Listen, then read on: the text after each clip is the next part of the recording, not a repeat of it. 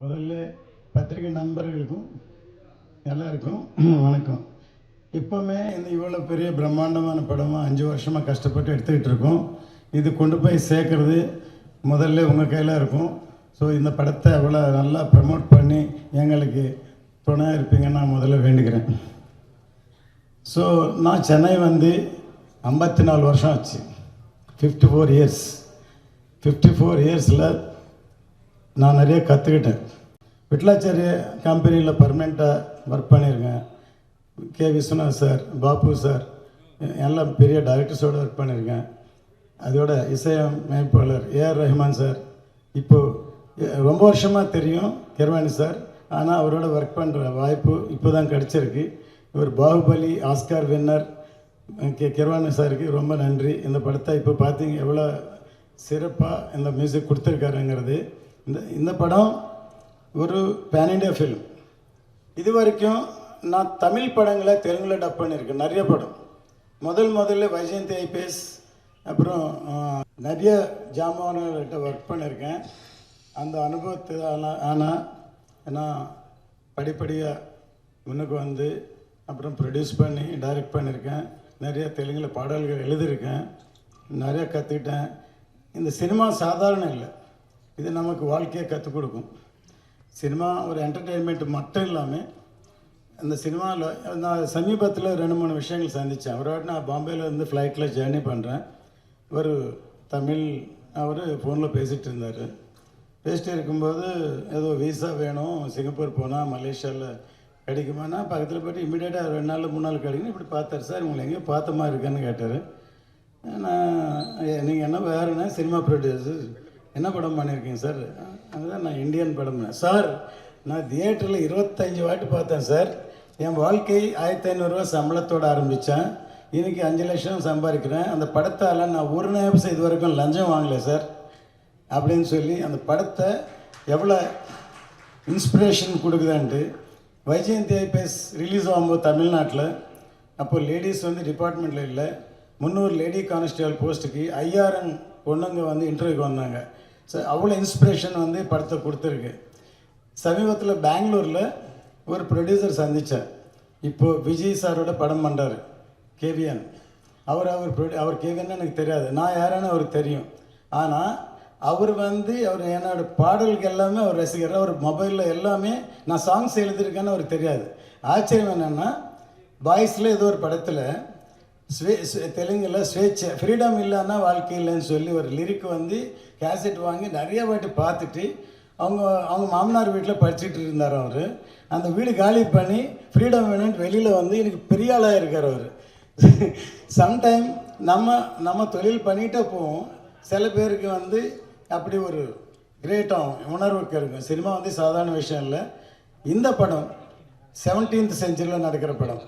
Indian அந்த சுச்சுவேஷனில் இந்தியாவில் என்னென்ன நடந்ததுன்னு சொல்லி ஒரு ஃபிக்ஷனாக இன்டைரக்டாக சொல்லியிருக்கோம். Commercial film.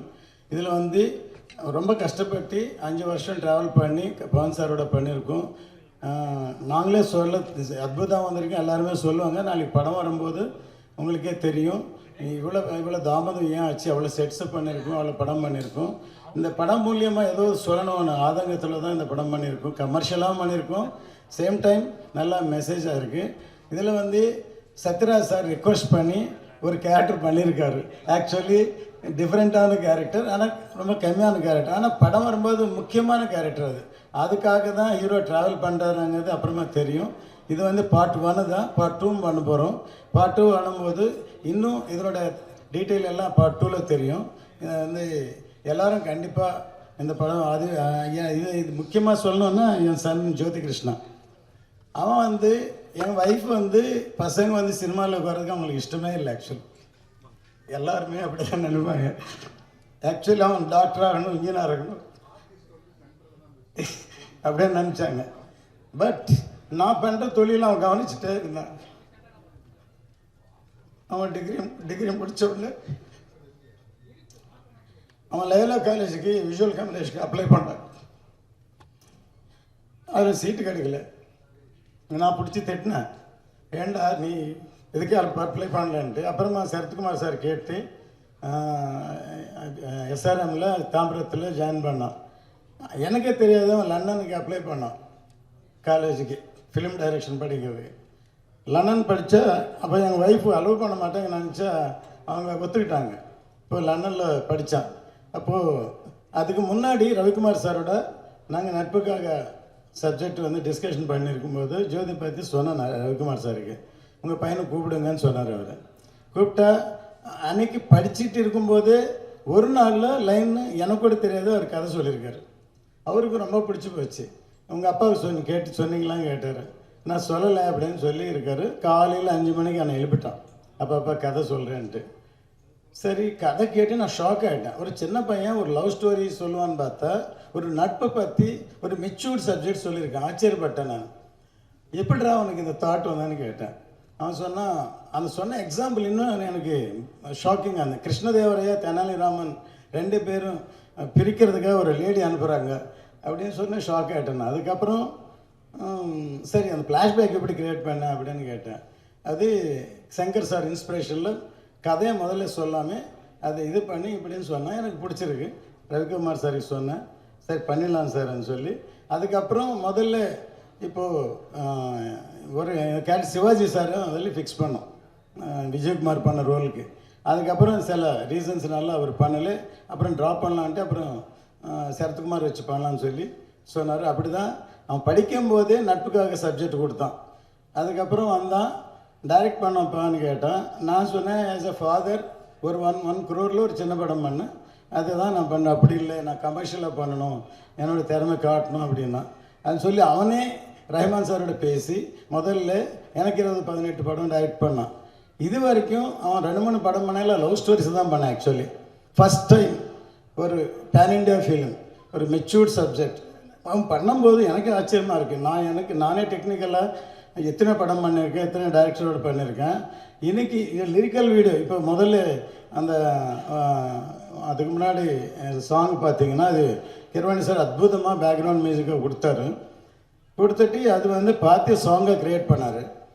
Pawan Kalyan sir கிட்ட ஷூட்டிங் போகணும். சார் ஒரு வாட்டி கஷ்டப்பட்டு கிரவாணி சார் நல்ல மியூசிக் கொடுத்துக்கோ சாங் பண்ணியிருக்கோம் சார், பார்க்குறீங்களான்னு கேட்டார். சாங் தானே அப்படின்ட்டு சரி காமியே அப்படின்னாரு. பார்க்கும்போது அவர் ஷாக் ஆகிட்டார். இன்னொரு வாட்டி போடு, இது அதிசயம் இல்லை, எண்டை போடுன்னு சொல்லி அவன் கிட்டத்தட்ட என் முன்னாடி 15 வாட்டி பார்த்தார். எழுந்திரிச்சு கங்க்ராச்சுலேஷன், ஆல் தி பெஸ்ட் அப்படின்ட்டார். அதுக்கப்புறம் வீட்டுக்கு போய் கிட்டத்தட்ட ஒரு 50 வாட்டி பார்த்துட்டு கிரவாணி சார் ஃபோன் பண்ணி அவர் போய் மீட் பண்ணலான்னு சொல்லி கிரவாணி சார் பார்த்துட்டு அவர் புக்கே கொடுத்து சேலோ போட்டு சொல்லி அவர் உங்கள் ஆஸ்கார் கொண்டாங்கன்னு சொல்லி ஆஸ்காரை பார்த்துட்டு, இவ்வளோ சின்ன ரூமில் நீ பாகுபலி மாதிரி படம் பண்ணியிருக்கீங்க, இவ்வளோ சின்ன ரூமில் இவ்வளோ மியூசிக் கொடுக்குன்னு அவர் பாராட்டிருக்காரு. ஸோ அவர் அவ்வளோ நல்லா அவருக்கு பிடிச்சிருக்கு. பவன் சார் வந்து ஆக்சுவலாக மிகப்பெரிய டெக்னீஷியன், ஒரு டைரக்டர். ஆக்சுவலி இந்தியாவில் நிறைய ஸ்டார்ஸ் இருக்காங்க, இப்போ ரஜினி சார், அமிதாப் பச்சன், சிரஞ்சீவி சார் எல்லாம். ஆனால் டெக்னிக்கலாக கமல் சார், அவர் பவன் கல்யாண் வந்து ஜாஸ்தி படம் இல்லை, ஒரே ஒரு படம் டைரக்ட் பண்ணார். ஆனால் அவருக்கு அவ்வளோ நாலேஜ் இருக்குது, டெக்னிக்கலாக அவ்வளோ அரேஞ்ச் பண்ணவர். இந்த படம் நாங்கள் பேன் இண்டியான்னு அனௌன்ஸ் பண்ணிட்டோம். அவர் இப்போ பொலிட்டிஷியனாக இருக்கார், டிஃபென்ஸ் சிஎம்மாக இருக்கார். பட் அவருக்கு ரெஸ்பான்சிபிலிட்டின்னா என் மானம் போயிடுமோ, மரியாதை போயிடுமோ, நீங்கள் சும்மா பேன் இண்டியான்னு அனௌன்ஸ் பண்ணிட்டீங்க, அது சரியாக வரணும் அப்படின்னு சொல்லி அவர் ரொம்ப கேர் எடுத்து பண்ணுங்க, இப்படி வந்திருக்கு, அப்படி நல்லா வந்திருக்கா, கிராஃபிக்ஸ் நல்லா எல்லாம் சொல்லுவாங்க. கடைசியில் நல்ல குவாலிட்டி வராதுன்னு. இன்றைக்கி இந்தியாவில் நாங்கள் இந்தியன் டைமில் சங்கர் சாரோட பண்ணும்போது ஹாங்காங்கில் கிராஃபிக்ஸ் பண்ணோம் ஃபஸ்ட்டு. அது அப்போ பண்ணும்போது அதுக்கப்புறம் சில பேர் வந்து காதலர் தினம் சில படங்களில் நாங்களே எங்கள் 2வது பையன் ரவி, அவனும் மாயா படிச்சிருக்கான், எங்களை ஃபேமிலியாக டோட்டலாக டெக்னிக்கலாக அவங்கள வச்சு அவங்க நிறைய பேர் நாங்கள் சின்ன ஒர்க்கு கொடுத்து சங்கர் சாருக்கு பாய்ஸ் டைமில் நான் இன்ட்ரடியூஸ் பண்ணேன். இப்போ அவங்க தான் இன்றைக்கி பாகுபலி, RRR, அப்போ ரோபோ எல்லா படங்கள் பண்ணுறாங்க. ஸோ இந்த படம் பண்ண முடிஞ்சதுன்னா இல்லை எக்ஸ்பீரியன்ஸோட வச்சு தான். ஆனால் இப்போது இன்னும் டைம் இருந்தால் நல்லாயிருக்கும். இப்போ முடிஞ்சு போன ப்ரீ ரிலீஸுக்கு ப்ரமோஷனுக்கு அப்படியே நினச்சி வருத்தப்பட்டிருக்கோம் ஆக்சுவலி. ஆனால் இந்த ஷார்ட் டைமில், அதாவது ஃபினிஷ் ஆன பிறகு இந்த ஷார்ட் டைமில் எந்த லெவலுக்கு கொண்டு போகணுன்ட்டு தூங்காமல் ராவம் பகலாக ஒர்க் பண்ணுறான் ஜோதி. கண்டிப்பாக அவனுக்கு பெரிய பேர் வரும் இந்த படத்தோட. இதில் ஒர்க் பண்ணுற சத்யராஜ் சார் கொஞ்சம் நாள் தான் ஒர்க் பண்ணார். அவங்க எல்லாம் ஷேர் பண்ணுவாங்க. நாசர் சார் இந்த சாங்கு பக்கத்தில் ரூம் ரெக்கார்ட் பண்ணோம். நெக்ஸ்ட் ஷார்ட் என்னன்னு ஷாக் ஆகிட்டார் நாசர் சார். இப்படி கூட பண்ணலாமா அப்படின்னு கேட்டார். அன்றைக்கி நான் செட்டில் இருந்தேன். அந்த மாதிரி அட்வான்ஸ் டெக்னாலஜி எனக்கு வளர்ந்துடுச்சு. இன்றைக்கி ஒரு லாங்குவேஜில் பேசினாலே எல்லா லாங்குவேஜுக்கும் ஏஐயில் பண்ணலாம். ஒரு லாங்குவேஜில் பாடினாலும் எல்லா லாங்குவேஜும் கொண்டு போகலாம். இந்த ஃபியூச்சர் டெக்னாலஜி வேறு லெவலுக்கு போகுது. அதுக்காக தான் நான் ஒரு ஃபிலிம் ஸ்டூடியோ இல்லைன்னா ஃபிலிம் இன்ஸ்டியூட் வைக்கலாம்னு இருக்கேன் திருப்பதி கிட்ட. அதாவது சினிமா வேறு லெவலுக்கு போகுது. அதனால் அதனுடைய ஒரு பக்கம் தான் இந்த படம் பெருசாக இருக்கும். கண்டிப்பாக நீங்கள் எல்லோரும் பார்த்து ரசிப்பீங்க. எல்லோரும் உங்களுடைய சப்போர்ட் முக்கியமாக இவ்வளோ கஷ்டப்படுறதுக்கு நான் வேண்டுகிறேன். உங்களுடைய எல்லோரும் சப்போர்ட் இது கொண்டு போய் சேர்க்கறது. ஏன்னா தெலுங்கு படமாக இருந்தாலும் இப்போ சாங்ஸ் எல்லாம் கேட்டிங்க, உங்களுக்கு எல்லாம் பிடிச்சிருக்கா? ஒரு தமிழ் படம் மாதிரி அந்த ஃபீலிங் கொண்டு வரணும்னு சொல்லி தான் நாங்கள் இங்கே ஒரு ஜஸ்ட் முதல்ல ப்ரெஸ்ஸை தான் மீட் பண்ணோம். நீங்கள் தான் ப்ரெஸ் மீட் வச்சுருக்கோம். வந்த உடனே ஒரு நண்பர் கேட்டார், ஏன் சார் ப்ரெஸ் மீட் தானே கல்யாண சார் வரல, இதுக்கே இவ்வளோ செலவு பண்ணேன்னு கேட்டார். சரி, நான் சிரித்தேன். சரி, நமக்கு ஜென்ரலாக எந்த படம் பண்ணும்போது எனக்குள்ள டெக்னீஷியனா இல்லை ப்ரொடியூசரா இது வார் நடக்கும் எனக்கு. ஆனால் டெக்னீஷியன் தான் டாமினேட் பண்ணிவிடுவேன். எப்போவுமே பார்த்துக்கலாம், இன்னும் கொஞ்சம் பண்ணலாம், இன்னும் பெட்டர்மெண்ட் பண்ணலாம் அப்படின்னு சொல்லி பண்ணுவேன். அதனால தான் 90% all my films are super hit. All films. இப்போ விஜய் சாரோட 3 படம் பண்ணேன், Kushi, Ghilli, Sivakasi. After 25 years Ghilli release பண்ணால் ஸ்டேட் ஃபிலிம் மாதிரி ஓடி இருக்கேன். அதே மாதிரி அஜித் சாரோட 3 படம் பண்ணேன், வேதாளம், ஆரம்பம் இருந்தால், கமல் சாரோட இண்டியன், மாதவனோட ரன், விக்ரமோட தூள், எல்லா படமுமே. ஒரு உதயம் தியேட்டர் ஓனர் ஒரு வேர்டு சொன்னார், படங்களே ஓடலை, தியேட்டர் மூடணுமா அப்படின்னு நினச்சோம். இந்த வருஷம் 2 படம் ரிலீஸ் பண்ண, தூள், ரன்னு 2மே சூப்பர் ஹிட் ஆச்சு. ஏன்னா நம்ம முதல்ல டிசைட் பண்ணுறோம், இது மக்களுக்கு எது பிடிக்கும், எந்த பாயிண்டில் பண்ணணும், எது வேணால் ரசிப்பாங்க. டிசைட் பண்ண பிறகு தான் நம்ம இன்வெஸ்ட் பண்ணுறோம். அதனால் என்னுடைய அனுபவம், என்னுடைய பேஸ்மெண்ட், இந்த மண்ணில் நான் கற்றுக்கிட்டது, இது சினிமாவுக்காக நான் வாழ்கிறேன். கண்டிப்பாக இன்னைக்கு எமோஷன் ஆகிட்டு. ஸோ நீங்கள் எல்லாம் சப்போர்ட் பண்ணோம். தேங்க்யூ. ஜோதி சார் இந்த படத்தை இயக்கணுங்கிறது யாரோட முடிவு சார்? இது விதி. ஆக்சுவலி நாங்கள் நினைக்கவே இல்லை. வேதாளம் படத்தை நான் பவன் சாரோட தெலுங்கில் பண்ணலான்னு நினச்சேன்.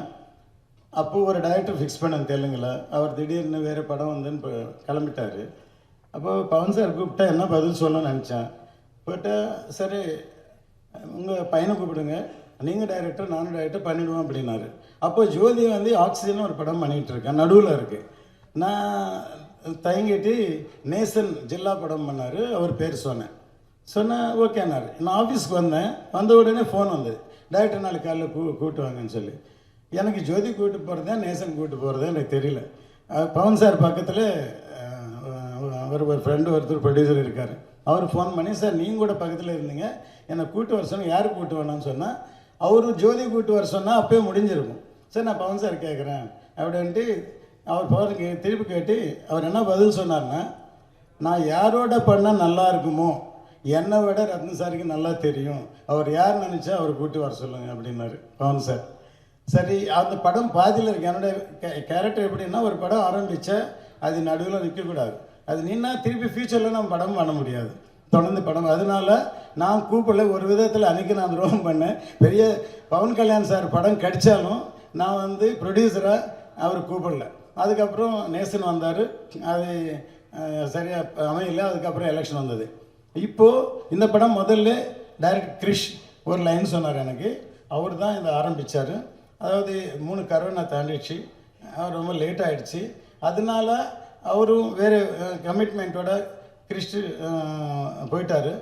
இப்போது நிஜமாகவே அவர் எனக்கு காப்பாற்றுறார் இந்த படத்தை. ஆக்சுவலி ஜோதி படம் ஃபுல்லாக பார்த்துட்டு எடிட் கூட அப்படியே இருந்தது. 3 மாதம் தூங்காமல் அந்த ஃப்ரீ கிளைமேக்ஸ் இப்போ நீங்கள் பார்த்த அந்த விஷுவல் சாங்கை எடிட் பண்ணி ரெடி பண்ணி அப்புறம் எடுக்க போகிறது எல்லாமே ப்ரீ விஷுவலைசேஷன் பண்ணி பவன் சாருக்கு போய் சொல்லி காமிச்சிட்டு அப்படி தான் அவர் வந்தார். தவிர அவர் டைரக்டர் ஆகணும் நான் நினைக்கல. ஆனால் பவன் சார் முதல்ல சொல்லியிருந்தார், உங்கள் சன் கூப்பிடுங்கன்ட்டு. இப்போ அதனால இப்போது பை நேச்சுரலாகவே அவர் இந்த படத்தில் என்ட்ராக இருக்கார். இந்த படத்தை மிகப்பெரிய லெவலுக்கு டெக்னிக்கலாக கொண்டு போயிருக்கார் இந்த படத்தை. சார், இந்த சந்தேகம் இருக்குது, நீங்கள் படம் பண்ணுற நடிகர்கள் நேரடியாக அரசியலுக்கு வந்துடுறாங்களே, அது என்ன சார் ரகசியம்? அதாவது நான் சரத்குமார் சாரோட படம் ஆரம்பித்தேன். அவர் அரசியல் போகிறேன்னு அனௌன்ஸ் பண்ணிட்டார். போனால் யாருமே படம் வாங்கலை. முதல்ல படம் கம்ப்ளீட் ஆன பிறகு தேவா டபுள் பாசிட்டிவ் பார்க்கும்போது ரொம்ப நல்லா இருக்குன்னு சொன்ன உடனே எல்லோரும் வாங்கிட்டாங்க. விஜயகாந்த் சாரோட முதல்ல நான் சட்டோரி டைமில் பொட்டு வச்சு நான் தான் அவருக்கு மேக்கப் போட்டேன். அவர் வந்து நான் எப்பவும் படம் பண்ணணும்னு நினைக்கவே இல்லை.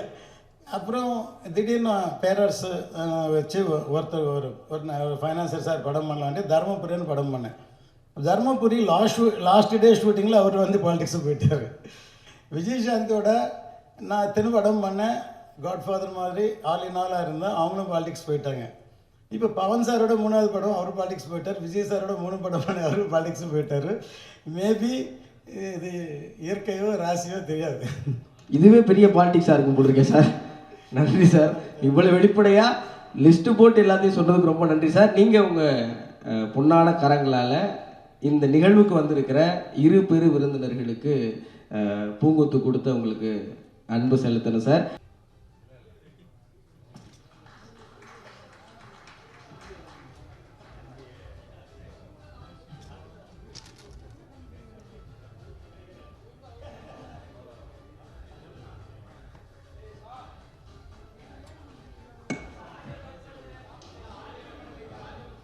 சக்தி ஃபிலிம் ஃபேக்டரி மரியாதைக்குரிய தயாரிப்பாளர் சக்திவேல் சார் அவர்கள் மேடைக்கு வருமாறு அன்போடு அழைக்கிறேன். ஹலோ, ரவிக்குமார் சார் தான் எங்கள் ஜோதிக்கு குரு. அவர் நட்பு கதை வந்து ஓகே பண்ணது அவர் தான். அவர் சொன்னார், அப்போ லண்டனில் படிக்காத நீ என்னோட இருந்த அப்படின்னு சொல்லிட்டாரு. கேஆர் சார் நாங்கள் எல்லாம் சேர்ந்து கவுன்சில் ஒர்க் பண்ணோம். எனக்கு நண்பர், ரொம்ப பிடிச்சவர். ரொம்ப வருஷம் கழிச்சு சொன்னோம். அவர் வீட்டு நேம் பேர் எங்கள் வீட்டு பேர் ஆரணி தான். 2 பேரும் ஒரே வீட்டு நேம். ஸோ எனக்கு எல்லாமே பிடிச்சவங்க 2 பேரும். ஸோ இந்த நீங்கள் பேசு சக்தி.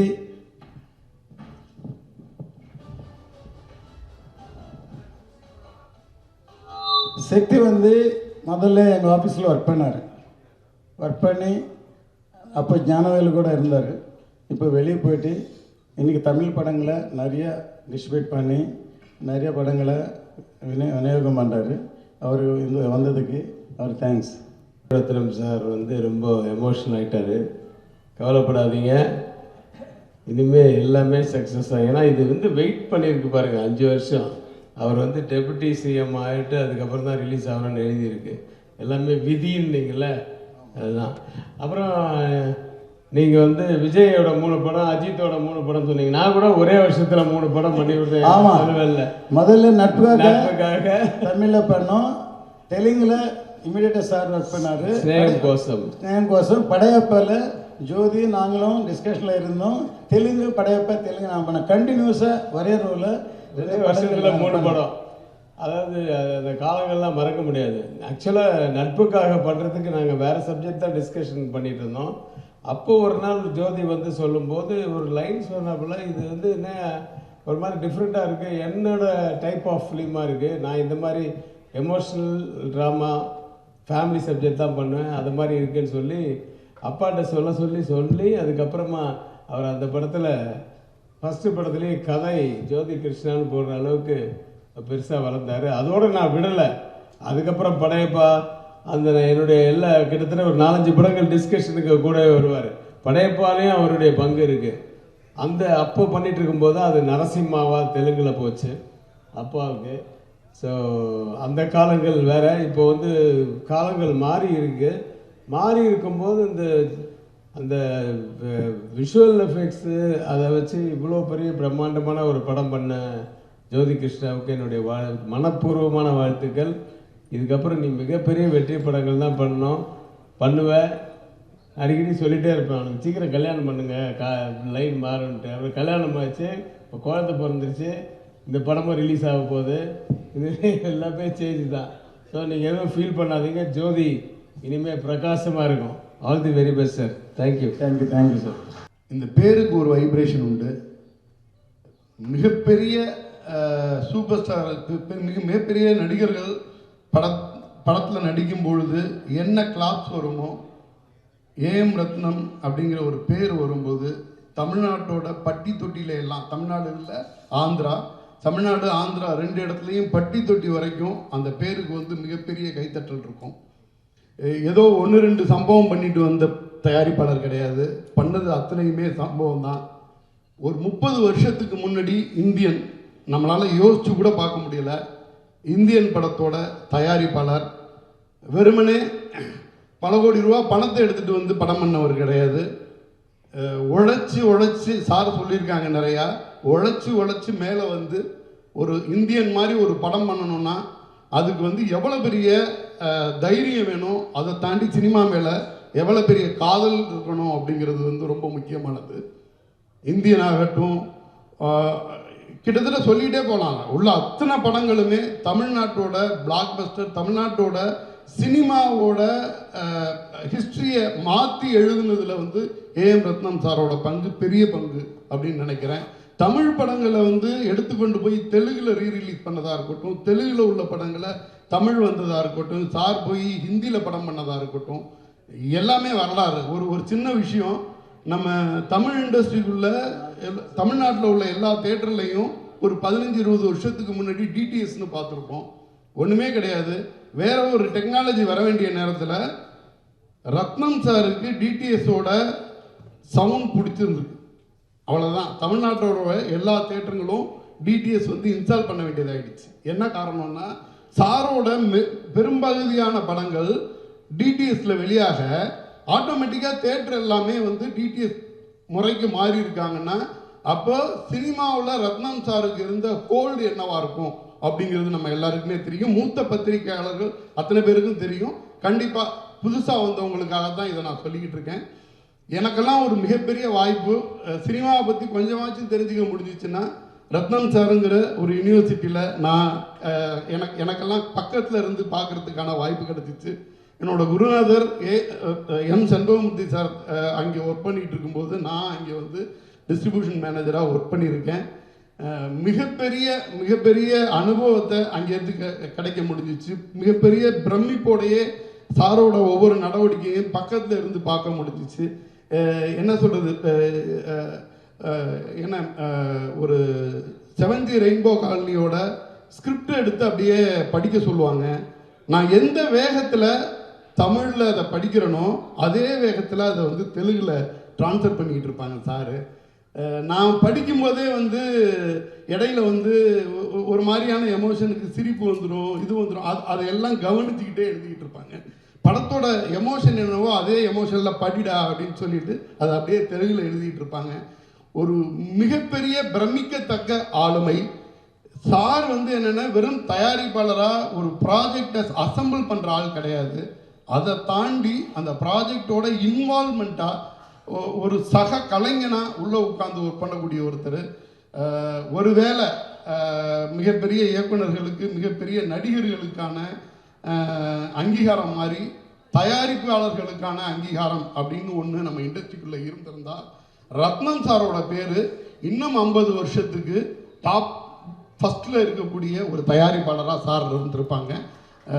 இந்த ஸ்டேஜில் எனக்கு பேச வாய்ப்பளித்த ரத்னம் சாருக்கும், ஜோதி கிருஷ்ணா சார் அவரோட ஒர்க்கு நானும் பக்கத்தில் இருந்து பார்த்துருக்கேன்.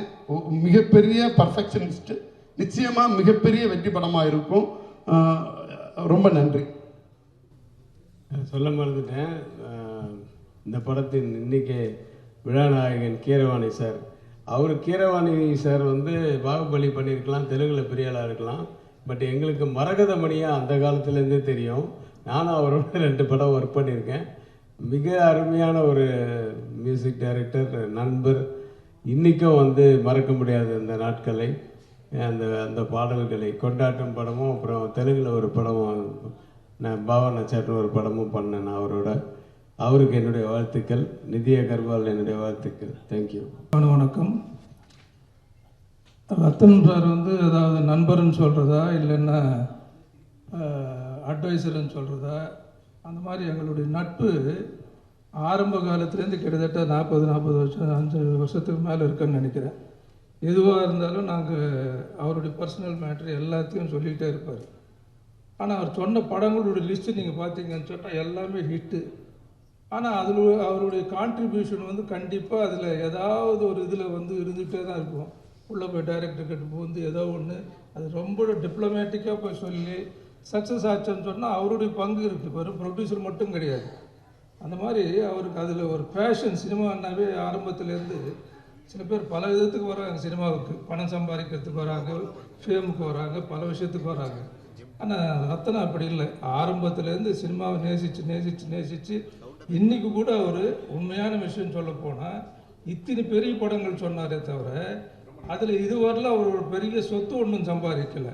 நல்ல பேர் இன்றைக்கி இந்தியாவில் உலகம் முழுவதும் ரத்தனம் சொன்னால் இன்றைக்கி பேசுகிற அளவுக்கு வந்திருக்காருன்னா அந்த டெடிக்கேட்டடாக சின்சியராக அந்த படங்கள் பண்ணதனுடைய இது இன்றைக்கி அவர் அது சம்பாதிச்சிருக்காரு. அது போகிறோம். இத்தனை பிரச்சனைகள் இருந்தாலும் எல்லாத்தையும் தாண்டி இந்த படம் பெரிய ஏகப்பட்ட பிரச்சனைகள் இந்த படம் ரிலீஸ் ஆகுது. ஆனால் இதில் அவருடைய எல்லா ப்ராப்ளம் சால்வ் ஆகி வெளியில் வந்துடுவார். நிச்சயம் இந்த இண்டஸ்ட்ரிக்கு காரணம் என்னன்னு சொன்னோன்னா இது கடைசியாக அவர் இந்த ப்ராப்ளங்கள்லாம் அடைஞ்சு கடைசியாக போய் இது அந்த பவன் கல்யாண் சார்கிட்ட போய் இந்த படம் ரிலீஸ் ஆகணுன்ற ஒரு சூழ்நிலை இன்றைக்கி அவரும் ஹெல்ப் பண்ணுறாரு, இவரும் அதுக்கு முயற்சி பண்ணிக்கிட்டு இருக்காரு. இன்றைக்கி பேன் இண்டியாவாக வந்திருக்குன்னு சொன்னால் நிச்சயமாக சினிமாவை நம்பி சினிமாவை நேசிக்கிறவங்க, சினிமாவில் வாழ்ந்துக்கிட்டுறவங்க கடவுள் அவங்கள கைவிட மாட்டாருன்றதுக்கு இது ஒரு உதாரணம். நிச்சயம் இந்த படம் ஜெயிச்சாச்சு இந்த படம். ஏன்னா காரணங்கள் பல காரணங்கள் இருக்குது. அவருடைய எல்லா பிரச்சனையுமே இந்த படத்தில் சால்வ் ஆகி இனிமேல் புது ரத்னமாக நம்ம பார்க்கலாம். அந்த அளவுக்கு ஒரு தெம்பு அவருக்கு வந்திருக்கு. பையனும் இன்றைக்கி நல்லா வந்துக்கிட்டு இருக்கார். அந்த ஃபேமிலி மேலே எனக்கு அவ்வளோ அக்கறை இருக்குது. அந்த அளவுக்கு நிச்சயமாக இது ஒரு பெரிய ப்ராஜெக்டாக வரும். அதே நேரத்தில் இந்த பாட்டுங்களை பார்க்கும்போது அருமையான மியூசிக். அவர் பற்றி நம்ம சொல்ல வேண்டாம், ஆஸ்கார் அவார்டு வின்னரு.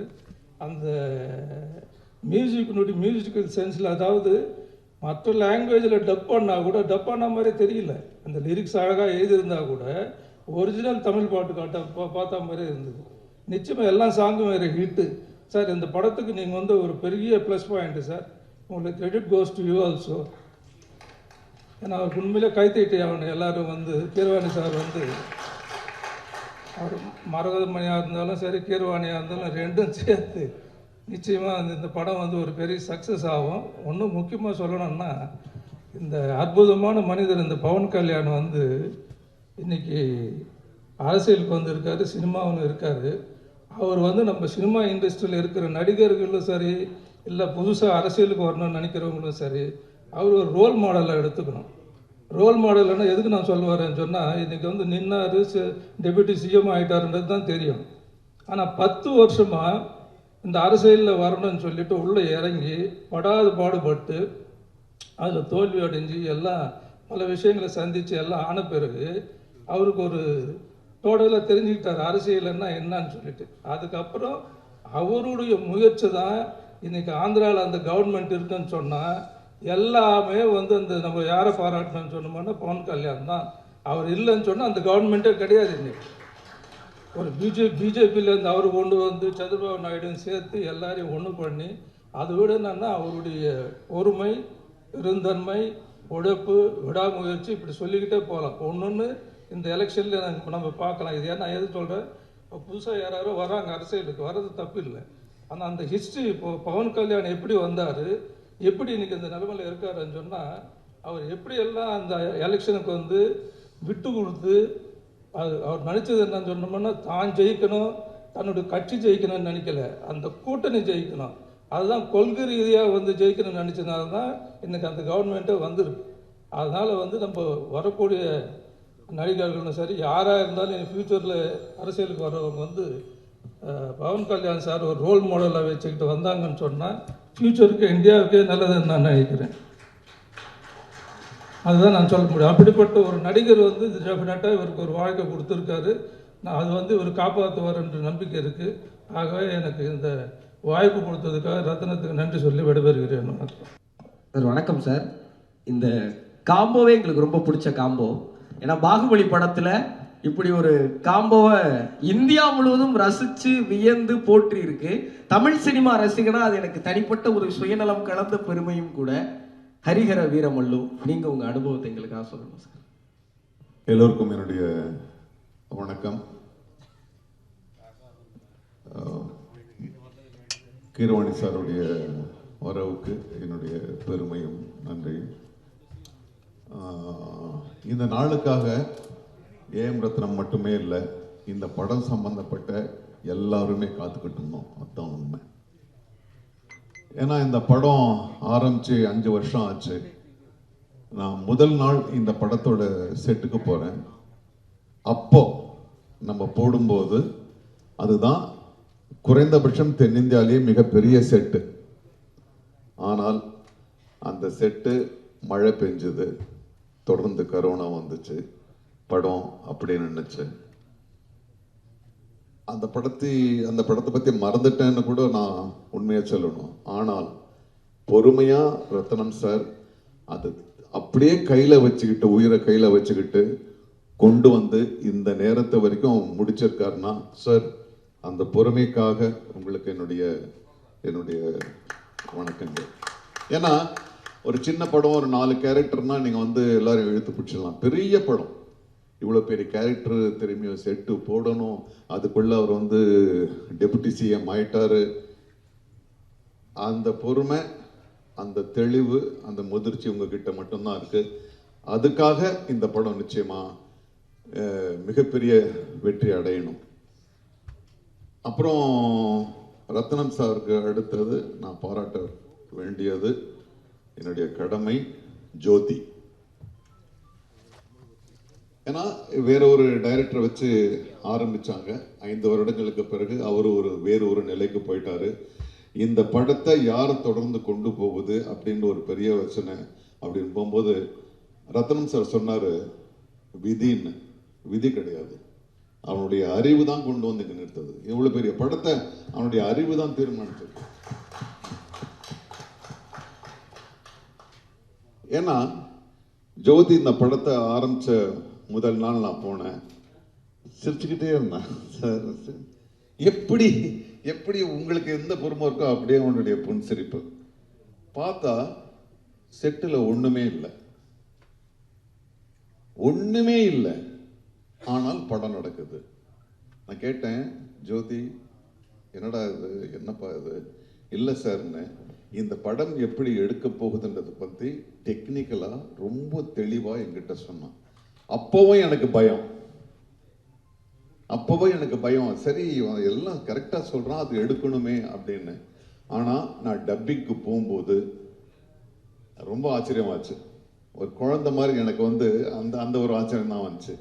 எவ்வளோ மலைகளை கொண்டு வந்திருக்க, குதிரைகளை பல பிரதேசங்களை கொண்டு வந்திருக்க, உன்னுடைய அந்த அறிவுக்கு என்னுடைய நன்றி. அப்புறம் மனோஜ் பரமஹம்சாவை பற்றி சொல்லணும். அவன் கேமராமேனா இல்லை வந்து மெஜிஷியனான்னு எனக்கு தெரியல. ஏன்னா நம்மெல்லாம் நடிக்க வரும்போது ஒரே ஒரு கேமரா தான் இருக்கும். நான் ஃபர்ஸ்ட் டே அங்கே நம்ம அந்த விஜயவாடாவில் போகிறோம், இங்கே ஒரு கேமரா போகுது, அங்கே ஒரு ட்ரோன் ஒன்று போகுது, அப்புறம் இந்த ஸ்டார் வார்ஸ் படத்தில் வர்ற அந்த ரோபோ மாதிரி எங்கே ஒன்று ஓடுது. அவ்வளோ ஒரு டெக்னிக்கல் இதோடு அந்த படம் நினைச்சு. எப்படியும் ஒரு 6-7 கேமரா இருந்துச்சு. எந்த கேமராக்கு நடிக்கிறதுன்னு எங்களுக்கு தான் குழப்பம், உங்களுக்கு இல்லை. ஸோ ஆக இதுக்கு பின்னால பெரும் கதைகள் இருக்கு, பல தடைகள் தாண்டி வந்திருக்கு. அதெல்லாம் தாண்டி இது பொறுமையா இதை முடிச்சிருக்கோம். ஆனா அதே உத்வேகத்தோட சில படங்கள் வந்து ரொம்ப கேப் விட்டுச்சுன்னா அப்படி சலிச்சுக்கிட்டே போக வேண்டியதா இருக்கும். ஆனா கிடையாது. ரத்னம் சார் கூப்பிடும் போதெல்லாம் நான் பிஸின்றதுக்காக இல்லை, அவர் கூப்பிடும் போதெல்லாம் நான் வேற இடத்துல இருந்து வந்தேன். நான் கோவால இருந்து வந்தேன். நான் 8 மணி நேரம் கார்ல வந்து 8 மணி நேரம் திரும்பி 8 மணி நேரம் வந்தேன். ஏன்னா பவன் கல்யாண் அவர்கள் அவர் வந்து பொது வாழ்க்கைக்கு போயிட்டாரு. அவர் ஒரு நாளைக்கு ஒரு நாள் அவர் கொடுக்குறாருன்னா நாங்கள் எல்லாம் சுனில் எல்லாம் வந்து ஸ்பெயின்ல இருந்து வந்து 2 ஷாட் நடிச்சுட்டு திரும்ப ஸ்பெயினுக்கு போனார்.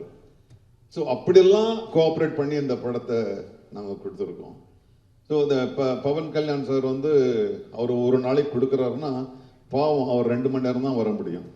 கரெக்டாக அவர் சொன்ன நேரத்துக்கு வந்து போயிடுவார். அதுக்குள்ள ஜோதி வந்து 4 சீனை முடிக்கணும், பிரச்சனையே இல்லை, ஒன்றும் இல்லை சார், நீங்கள் தனியாக எடுத்துக்கலாம், அவரை தனியாக எடுத்துக்கலாம். அவ்வளவு தெளிவான ஒரு கையாளுமை. ஸோ ஆக இந்த நிதி ஷீ ஆல்சோ கோஆப்ரேட்டட், ரொம்ப நல்லா கோஆப்ரேட் பண்ணாங்க.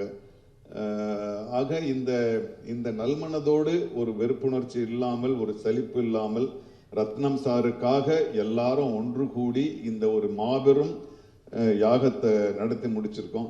நிச்சயமா உங்களுக்கு எல்லாருக்கும் இது பிடிக்கும், நிச்சயமா எல்லாரையும் போய் சென்றடையும். ரத்னம் சார், நீங்க பார்ட் 2 அதை விட ஒரு பெரிய படம் நீங்க பண்ணணும். எங்களுடைய நடிகர்கள் சார்பா, தொழில்நுட்ப கலைஞர்கள் சார்பா உங்களுக்கு என்னுடைய வாழ்த்துக்கள். நன்றி சார். நான் சார் எனக்கு ஒரே ஒரு கேள்வி தான் சார். இந்த படத்தில் நீங்கள் பவன் சார் கூட தொடர்ந்து வர்றீங்க, ஆனால் பவன் சாரே சத்யராஜ் சாருக்காக தான் வந்திருக்காரு அப்படின்னு ப்ரொடியூசர் சொன்னாங்க. உங்கள் 2 பேருக்கும் இதில் ஸ்க்ரீன் ஸ்பேஸ் ஒன்றா இருக்காதுங்கிற ஒரு வருத்தம் எனக்கு இருக்குது. பார்ட் 2ல் நாங்கள் அதை எப்படி எதிர்பார்க்கலாம்? பார்ட் 2ல எங்கள் 2 பேருக்கும் 3 சாங் இருக்குது, 4 ஃபைட் இருக்குது. ஒரு மொத்தமாக ஒரு படமாக தான் நாங்கள் பார்க்குறோம். இருக்கலாம் சார். சத்யராஜ் சார். திரையுலக நண்பர்களுக்கும் பத்திரிகை நண்பர்களுக்கும் முதல்ல என்னுடைய பணிவான வணக்கத்தை தெரிவிச்சுக்கிறேன். சினிமாவில் நடிகராக இருந்து முதன்முறையாக முதலமைச்சரானவர் புரட்சி தலைவர் எம்ஜிஆர் அவர்கள். ஆந்திராவில் சினிமாவிலேருந்து நடிகராக இருந்து முதலமைச்சரானவர் மரியாதைக்குரிய மாண்புமிகு என்டிஆர் காரு அவர்கள். இன்னைக்கு அவருடைய பிறந்த நாள். இன்று என்டி ராமராவ் அவர்களின் பிறந்த நாள். அந்த பிறந்த நாள் அன்று ஆந்திராவின் deputy CM power star Pawan கல்யாணுடைய ஒரு நிகழ்ச்சி, ஒரு விழா நடக்கிறது எனக்கு ரொம்ப மகிழ்ச்சியாக இருக்குது, ரொம்ப பெருமையாக இருக்குது. இவனுக்கு எப்படி தெரியும் என்டிஆர் சாரோட பர்த்டே இன்னைக்கு அப்படின்னு கேட்குறீங்களா? எனக்கு யார் சொன்னாங்க தெரியுமா? ஃபோனில் மெசேஜ் வந்தது. வாணிஸ்ரீ மேடம் சொல்லியிருக்காங்க. நான் வசந்த மாளிகை படத்தினுடைய தீவிர ரசிகன். பாரு, பூபதி ராஜா சார் வந்திருக்காரு. அந்த படத்தினுடைய வசனகர்த்தா பாலமுருகன் சார். வசந்த மாளிகை படம் பார்த்துட்டு யாராவது கிட்ட பேசணும்னு எனக்கு ஆசை. எனக்கு ரொம்ப பிடிச்ச படம். அப்போ சச்சு மேடம் என்கிட்ட சொன்னா, நான் சொன்னேன், நேற்று வசந்த மாளிகை படம் பார்த்தேன் மேடம் அப்படின்னு. அப்படியா, இதான் நம்பர் கொடுக்குற, வாணிஸ்ரீ கிட்ட பேசுங்களேன் அப்படின்னாங்க.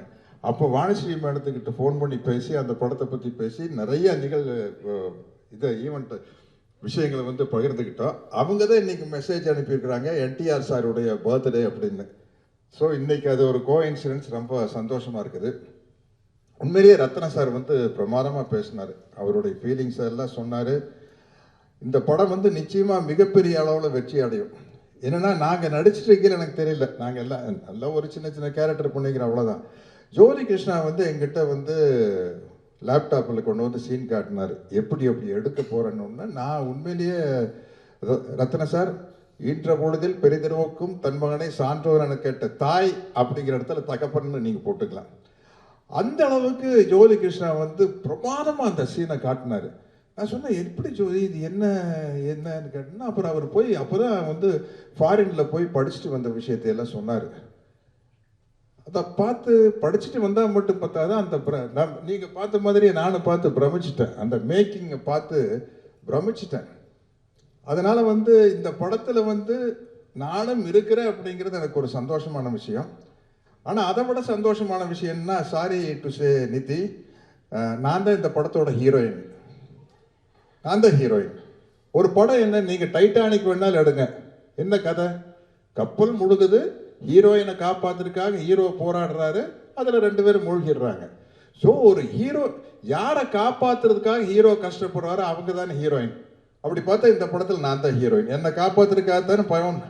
ஜோதி கரெக்டா? அவுட்லைன் சொல்லிட்டேன்னு தப்பாக நடிக்காதீங்க.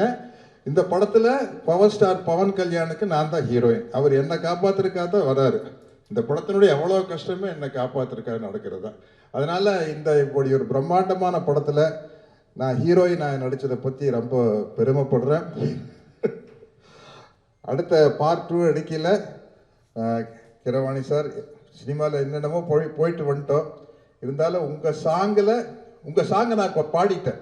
பாகுபலி 2ல் நானும் இதே மாதிரி டேப் அடிச்சுட்டு ஒரு 4 பிட்டு பாடிட்டேன். பார்ட் 2 பண்ணையில் கொஞ்சம் அதை மனசில் வச்சுட்டு எனக்கு நாசர் சாருக்கு ஒரு நல்ல ஒரு அருமையான சாங் போட்டுருவீங்க. ஷோபி மாஸ்டர் பார்த்துக்கிட்டே இருக்காங்க சார். எதுங்க? ஷோபி மாஸ்டர் பார்த்துக்கிட்டே இருக்காங்க. அது வீரமல்லு 2ல வந்து உங்களை வச்சு சிறப்பா ஆமா ஆமா ஏதாவது நிச்சயமா ஆமா. மனோஜ் இல்லை நாங்கள் ஆடிடுவோம், நாங்கள் டான்ஸ் ஆடிடுவோம். நாங்கள் அது எதுக்குமே கூச்சப்படாத ஆளுக்கு தானே.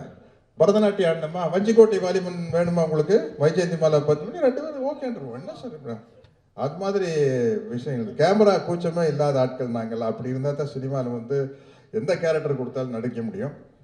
இப்படிப்பட்ட ஒரு சிறப்பான படத்தில் நானும் இருக்கிறேன் அப்படிங்கிறது எனக்கு ரொம்ப மகிழ்ச்சியான பெருமையான விஷயம். ரத்ன சாருடைய நல்ல மனசுக்கும் ஜோதியினுடைய நல்ல உழைப்புக்கும் இந்த படம் வந்து மாபெரும் வெற்றி அடையும் என்று நம்பி வாழ்த்துகிறேன். வணக்கம்.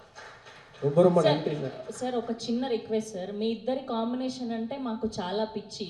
సో మీ ఇద్దరు కలిసి కళ్యాణ్ గారి సిగ్నేచర్ ఒకటి ఇలా అంటే చూడాలని అనుకుంటున్నాం మేమందరం కూడా. ప్లీజ్ டிரான்ஸ்லேட் பண்ணு. நம்ம 2 பேர்ல நீங்க மட்டும் அவங்களுடைய இங்க இருக்கீங்களா? ஸோ அதனால நீங்களோட இதுல வந்து பவன் கல்யாண் ஸ்டார் வந்து பவர் ஸ்டார் வந்து ஒரு ஸ்டைல் இப்படி பண்ணியிருக்காரு. அதை நீங்க பண்ண முடியுமான்னு கேக்குறாங்க. ఇద్దరు చేయాలి. ఇద్దరు ఇక్కడ వాళ్ళు మాత్రం ఉండాలని కాదు సార్, ఇద్దరు చేస్తే బాగుంటది.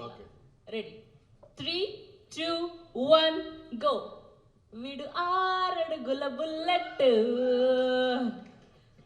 Thank you so much sir, thank you so much. நாங்க இங்கிருந்து ஆரம்பிச்சிருக்கிறோம்ல, நாங்க அங்கிருந்து ஸ்டார்ட் ஆன ஆளுங்க, அதனால ஈஸியா பண்ணிடுவோம். ரொம்ப ரொம்ப நன்றி சார். ரொம்ப மகிழ்ச்சி நீங்க இந்த 4th சிங்கிளுக்கு வந்து இவ்வளவு கலகலப்பா இவ்வளவு நெகிழ்ச்சியோட இந்த படத்தை கொண்டு போய் சேர்க்கணும் அப்படிங்கிற ஒரு பெரிய ஆர்வம் உங்களுக்கு இருக்கிறது எங்களுக்கு ரொம்ப ரொம்ப மகிழ்ச்சி சார். ரொம்ப நன்றி. ஒரே ஒரு இன்சிடென்ட் சொல்லி சார் ப்ளீஸ். திடீர்னு இது தோணுச்சு. நாங்கள் ஒரு சீனுக்காக தயாராகிட்டு இருந்தோம். ரத்தன் சாருங்க சீனுக்காக தயாராகிட்டு இருந்தோம். நாங்கள்லாம் அவங்க சகாக்கள், நான், சுனில், மற்றவங்கெல்லாம் 4 பேர் உட்காந்து கல் சாப்பிட்டுட்டு இருப்போம். அப்புறம் வந்து பவர் ஸ்டார் வருவார். வந்து அவர் எங்ககிட்ட ஒரு வார்த்தை சொல்வார்.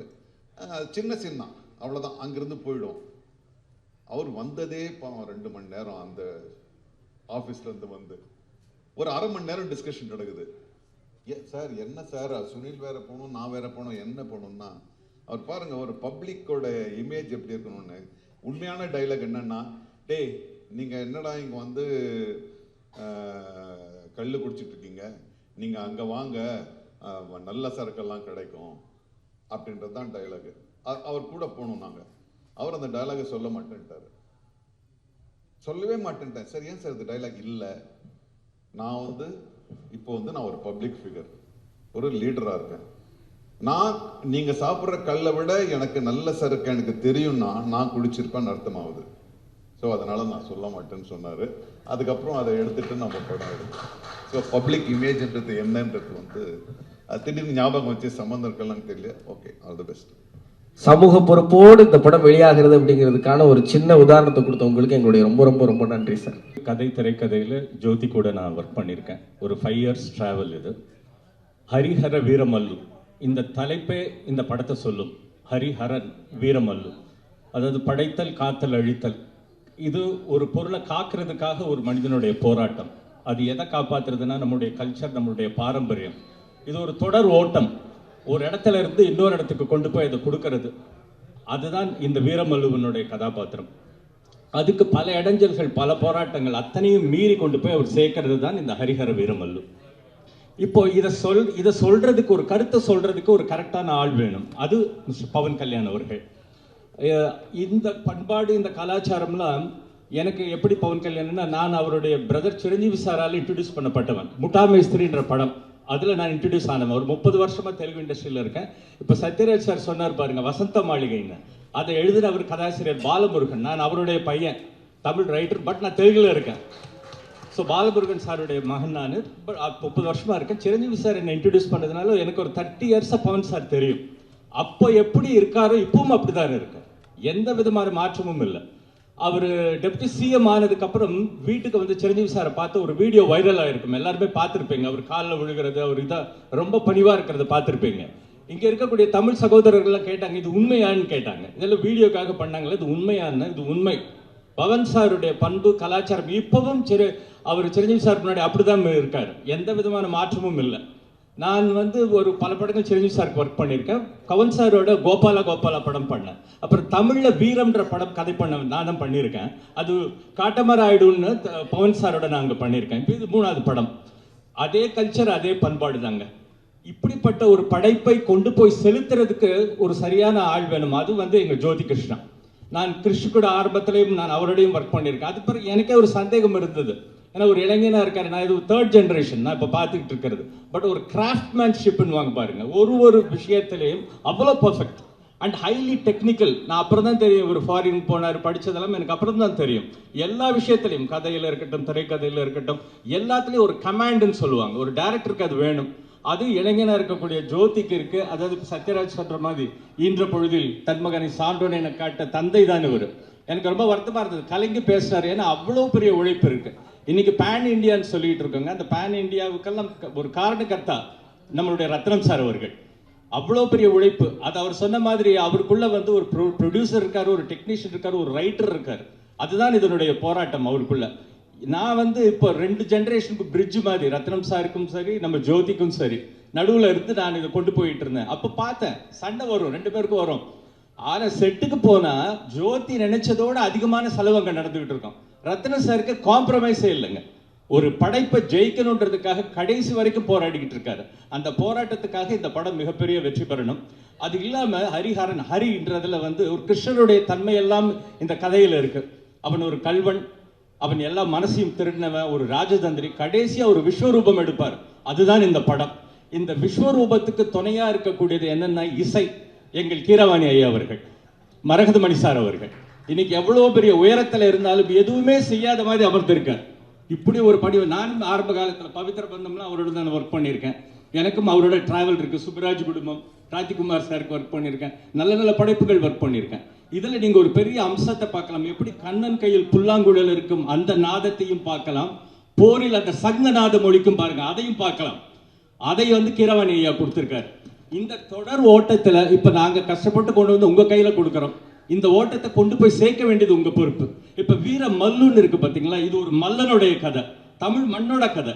இந்த மண்ணில் இருந்து ஒருவன் இந்தியாவுக்கே குரல் கொடுக்கக்கூடிய ஒரு கதை. இதை வெற்றிகரமாக கொண்டு போய் நீங்கள் சேர்க்கணும்னு நாங்கள் கேட்டுக்கிறோம். உங்களுடைய எல்லா சப்போர்ட்டும் வேணும். மற்ற ஏதாவது technicians, top technicians of India எல்லாரும் ஒர்க் பண்ணியிருக்காங்க. ஸோ எல்லாருக்கும் என்னோட பணிவான வணக்கத்தை சொல்லிக்கிறேன். நன்றி, வணக்கம் சார். வணக்கம் சார். ரொம்ப மகிழ்ச்சி உங்களை இந்த மேடையில் பார்க்கறதுல. நீங்கள் சொல்லுங்கள் சார், ஹரிஹர வீரமல்லு உங்கள் அனுபவத்தை நீங்கள் பகிர்ந்துக்கணும் சார். இங்கே வந்திருக்கும் எல்லோருக்கும் என்னுடைய காலை வணக்கங்கள். பத்திரிகை அன்பர்களுக்கும், Sathyaraj sir, K S Ravikumar sir, Keeravani sir, everyone, KR sir. ஜோதியோட நான் வந்து ஊழலன்னு ஒரு படம் பண்ணேன். ஸோ அந்த படம் பண்ணும்பொழுது that was a remake of a Telugu film, if I'm right. I knew the glimpses of this young man. அதுக்கப்புறம் I think it got released. And time was going on and ரத்னம் சாருக்கு எனக்கும் என்னன்னா, என்ன தெலுங்குல வந்து இன்னைக்கு தெலுங்கு ஆடியன்ஸ் என்னை வந்து டக்குன்னு என்னை கண்டுபிடிச்சிடுறாங்கன்னா அது வந்து பிரேமலேகா. திகிலு படுக்கிறா சகோதரான்ற பாட்டு நம்ம காதல் கோட்டையை வந்து ஒரு ஐ திங்க் ஒரு 1 day நம்ம ஷூட் பண்ணோம்னு நினைக்கிறேன் சார். அருணாச்சலம் ஸ்டுடியோவில் தெலுங்கு அந்த பேர்லாம் போட்டு அந்த சாங் எடுத்து இன்னைக்கு வந்து நான் ஆந்திரா போனாலும் என்னை வந்து அந்த பாட்டை வச்சு தான் என்னை ஐடென்டிஃபை பண்ணிக்கிறாங்க. So the journey was going on. And కలకట్టాలో இருக்கும்போது எனக்கு ஒரு ఫోన్ வருது రత్నం సార్ గిట్ట. ఈ మరి జ్యోతి ఒక పట్టం చేస్తున్నారు, can you come to Vijayawada. Sir నేను కలకట్టాలో ఉన్నాను, మళ్ళీ I will go to Nagpur, అక్కడ నుంచి రావాలంటే లేదు సార్ మీరు రండి அப்படி. So I went to Vijayawada. Vijayawada వెళ్తే Jyothi told that. In fact first I met Ratnam garu. Sir ఇందులో ఒక చాలా ఇంపార్టెంట్ క్యారెక్టర్ ఉంది సార్, అది మీరు చేస్తేనే బాగుంటుందని జ్యోతి అనుకుంటాడు. అట్లా ఏం క్యారెక్టర్స్ సార్ అంటే it's a very crucial role in the film, if I'm permitted to say so Jyothi. And a role ஏவனி நீங்கள் படம் பார்த்தீங்கன்னா உங்களுக்கே தெரியும். ஒரு முக்கியமான கதாபாத்திரம் என்னை நம்பி ஜோதியும் ஏஎம் ரத்னம் சாரும் எனக்கு இந்த கொடுத்ததில் இந்த இவ்வளோ பெரிய படத்தில் நானும் பங்கேற்றிருக்கேன் அப்படிங்கிறதுல எனக்கு ரொம்ப சந்தோஷம். All the very best Jyothi Ratnam sir, you are an inspiration to all of us. இப்போ நீங்கள் பேசும்போது ஜோதியை பற்றி the kind of emotion you underwent, I know every father will undergo it. And చాలా థ్యాంక్స్ అండి. కీరవాణి గారు చాలా థ్యాంక్స్ అండి. I mean like I don't know, thank you everyone for all your support, and definitely it will be a very big film, a trend-setting film in the pan-Indian level. Thank you very much and God bless you. அதாவது அவரை கூப்பிடுறதுக்கு என்னென்னமோ பேசுவாங்க அப்படின்னு நினச்சேன். தமிழில் பேசி என் தலைவனை Impress பண்ணணும்னு நினச்ச உங்களுக்கு என்னுடைய வாழ்த்துக்கள்மா. அண்ணே வணக்கம்ண்ணே. வணக்கம். முதல்ல எல்லாருக்கும் வணக்கம். எங்கள் டைரக்டர் நெல்சன் ஐயாக்கு நன்றியை தெரிவித்து ஆரம்பிக்கிறேன். ஹரிஹர வீரமல்லு இந்த படத்தில் வாய்ப்பு கொடுத்த AM Ratnam sir, Jyothi sir, Pawan sir, Nidhi madam, Sobhi master எல்லாருக்குமே நன்றியை தெரிவிச்சுக்கிறேன். கேஆர் சார் சொன்னார், எப்பவுமே ஏஎம் ரத்னம் சார் அவர் படத்தில் ஏதாவது ஒரு கான்ட்ரிபியூஷன் இருக்குன்ட்டு. சார் இந்த படத்தில் அவர் தான் கொரியோகிராஃபர். ஆமாம், அந்த டான்ஸ் பார்த்தீங்கல்ல, பாதி மூமெண்ட் ஷோபினா மீதி மூமெண்ட் போட்டதெல்லாம் சார் தான். இது பாகலேது எல்லாமே மானிட்டரில் உட்காந்துட்டு எந்திரிக்கவே இல்லை. அவர் காலில் கொஞ்சம் அடிப்பட்டிருக்கோம். அந்த அடியை தாங்கிக்கிட்டு ஃபுல் டே உட்காந்துட்டு இந்த பாட்டை சார் பண்ணாங்க. சார் அவரை பற்றி சொல்லுவானா நம்ம, ஏன்னா ப்ரொடியூசர் கிங் அவர். ஏன்னா அவருடைய படங்கள் எல்லாமே தெரியும். இந்த படத்தில் எனக்கு வாய்ப்பு கொடுத்ததுக்கு ரொம்ப நன்றி சார். Thank you sir. மாஸ்டர் நீங்கள் சொல்லுங்கள், இப்படி ஒரு கொரியோகிராஃபரை வச்சுக்கிட்டு நீங்கள் கோரியோ பண்ண எவ்வளோ சிரமப்பட்டீங்க?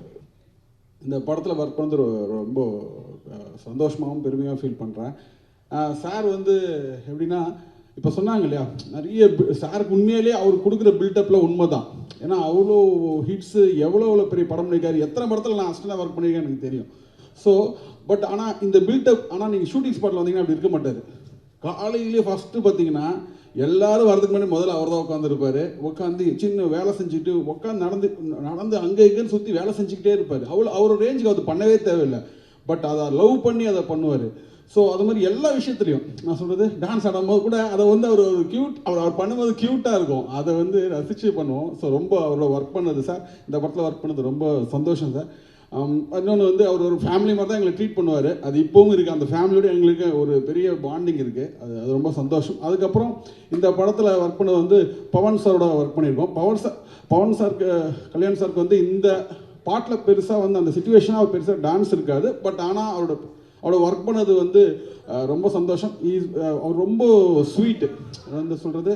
அந்த இப்போ ஒரு டெப்டி சிஎம் பொசிஷனில் இருக்கார் இல்லையா, அப்படிலாம் இருக்க மாட்டார். பார்த்தா அந்த இடத்துக்கு வந்தால் ரொம்ப ஸ்வீட்டாக இருப்பார். அவரோட ஒர்க் பண்ணது ரொம்ப சந்தோஷம். அப்புறம் நிதி இந்த சாங்கில் நீங்கள் பார்த்துருப்பீங்க, ஒரு சில ஷார்ட்ஸாக வந்திருக்கோம். ஹோப் உங்களுக்கு படம் ஃபுல் பாட்டாக பார்க்கும்போது உங்களுக்கு எல்லாருக்கும் பிடிக்கும்னு நான் நம்புகிறேன். அவங்க சூப்பராக வேலை செஞ்சாங்க. அதுக்கப்புறம் பார்த்திங்கன்னா ஜோதி பிரதரோட அவர் ஃபஸ்ட்டு டைரக்ட் பண்ண படத்தில் நான் டான்ஸராக ஆடியிருக்கேன்.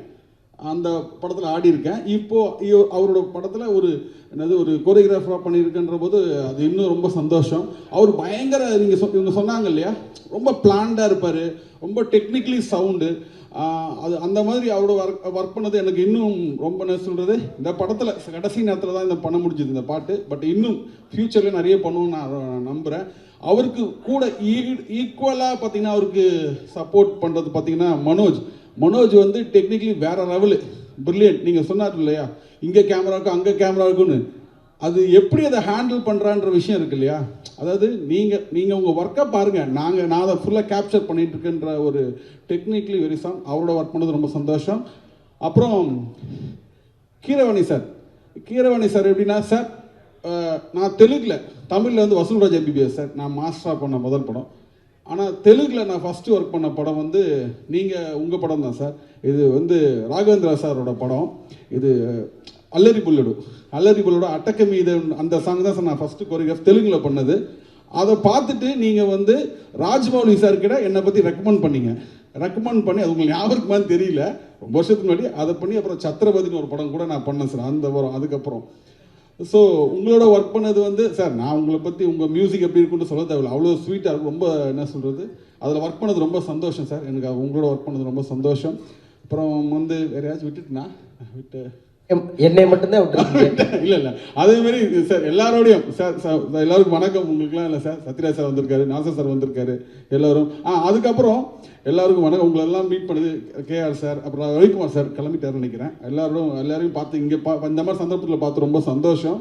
அப்புறம் வந்து இதில் வந்து ஒரு இந்த பாட்டில் ஒரு 3 பேர் வந்து ரொம்ப கெஸ்ட் ரோல், அதான் கெஸ்ட் அப்பியரன்ஸ் பண்ணியிருக்காங்க. அதான் ஒன்று வந்து கிங்ஸ்லி ஃப்ரெண்டு. ஆக்சுவலி வந்து நாங்கள் டான்ஸ் ஆடுற சமயத்துலேருந்து ஃப்ரெண்டு அந்த மாதிரி. நான் அந்த ஸோ கிங்ஸ்லி, அப்புறம் வந்து நம்ம வெனிலா கிஷோர் சார், அப்புறம் வந்து அங்கே அக்சர் அலின்னு ஒரு ஹிந்தியில் ஒரு ஆக்ட் பண்ணியிருக்காரு. இவங்க 3 பேர் வந்து ஒரு கெஸ்ட் அப்பியரன்ஸ் பண்ணியிருக்காங்க. பட் ரொம்ப க்யூட்டாக, ரொம்ப நல்லா க்யூட்டாக இருக்கும்னு நான் நம்புகிறேன். இந்த பாட்டு உங்களுக்கு பிடிக்கும். இப்போ எங்களுக்கு என்னென்னா, இந்த படம் வந்து எப்படி இருந்தாலும் தெலுங்கில் வந்து பெரிய வரவேற்பு கிடைக்கும், அதில் எந்த டவுட்டும் அது வந்து எங்களுக்கு பெரிய நம்பிக்கை. இப்போ இந்த படத்தை ஒரு தமிழ் ரிலீஸ் ஆகும்போது நீங்கள் பத்திரிகை நண்பர்கள் எல்லாரும், சுலகிருஷ்ணன் எல்லாருமே இந்த படத்தை வந்து நம்ம ஓன் பண்ணிக்கிட்டு நம்ம படமாக எடுத்து இந்த படத்தை வந்து ஒரு பெரிய அதை மக்கள்கிட்ட கொண்டு போய் சேர்த்து இதை பெரிய வெற்றியடை வைக்கணும்னு உங்களை கேட்டுக்கிறேன். நன்றி, வணக்கம். ரொம்ப நன்றி மாஸ்டர். எல்லாரும் கியூட்டு ஸ்வீட்டு. நீங்க தான் பயங்கர கியூட்டா ஸ்வீட்டா இருக்கீங்க. முடிஞ்சா செகண்ட் பார்ட்ல எங்க ப்ரொடியூசர் இந்த ஸ்டெப் போட வச்சிருங்க. ரொம்ப நன்றி. கண்டிப்பா. Put your hands together for our beautiful Nidhi Agarwal. There is a dialogue in Telugu, పట్టు పట్టు ఎంత పట్టినా పడే వాళ్ళు లేరు అక్కడ అని. అర్థమైందా? பட்டு பட்டுன்னு கூப்பிடுறது நல்லா இருக்கு, ஆனா அர்த்தம் வாய்ந்தில்லை ராஜா. நிதிக்கு முதல்ல தேங்க்ஸ் சொல்லணும். ஏன்னா 5 வருஷமா காத்திருந்தாங்க இந்த படத்துக்காக. நான் குஷி பண்ணும்போது, அதாவது பவன் சார் பிஸியாக இருக்கும்போது அவர் எப்போ டேட்டு கொடுப்பாரோ அதுக்கு அவைலபிளாக இருக்கிற ஹீரோயின் வச்சு தான் படம் முடிக்க முடியும். அதே மாதிரி பூமிகா அந்த படத்தில் பண்ணாங்க. ஸோ அதே மாதிரி இந்த படத்தை பண்ணும்போது நீங்கள் தெலுங்கு படம் இந்த படம் முடிகிற வரைக்கும் வேறு படம் பண்ணக்கூடாது அப்படின்னு சொல்லி நாங்கள் அவங்ககிட்ட அக்ரிமெண்ட் போட்டு அவங்கள வந்து நிப்பாட்டணும். ஆனால் அவங்க பாவம் இத்தனை வருஷமாக காத்திருந்தாங்க. இப்போ தான் பிரபாஸோட படம் பண்ணுறாங்க பர்மிஷன் கேட்டுட்டு. அவங்க இவ்வளோ காத்திருந்ததுக்கு உங்கள் நன்றி நன்றி நன்றி உங்களுக்கு. Sir, thank you, sir. I have to say nandri to you, sir. Okay. I have to speak about Ratnam, sir. Most first Yellarku Vanakam. Thank you so much for coming. So Ratnam sir is the most passionate person I have ever met in my life. Even I am not as passionate about him as for cinema. He's the first person to come, sir, like you said, last person to go. He's sitting on set the whole day. He's sitting in the sun. He's sitting, in so much heat, and he does not need to do these things. He's literally managing the other actors, and he is completely 100% involved. And sir, for 5 years you have taken this film on your shoulders, sir.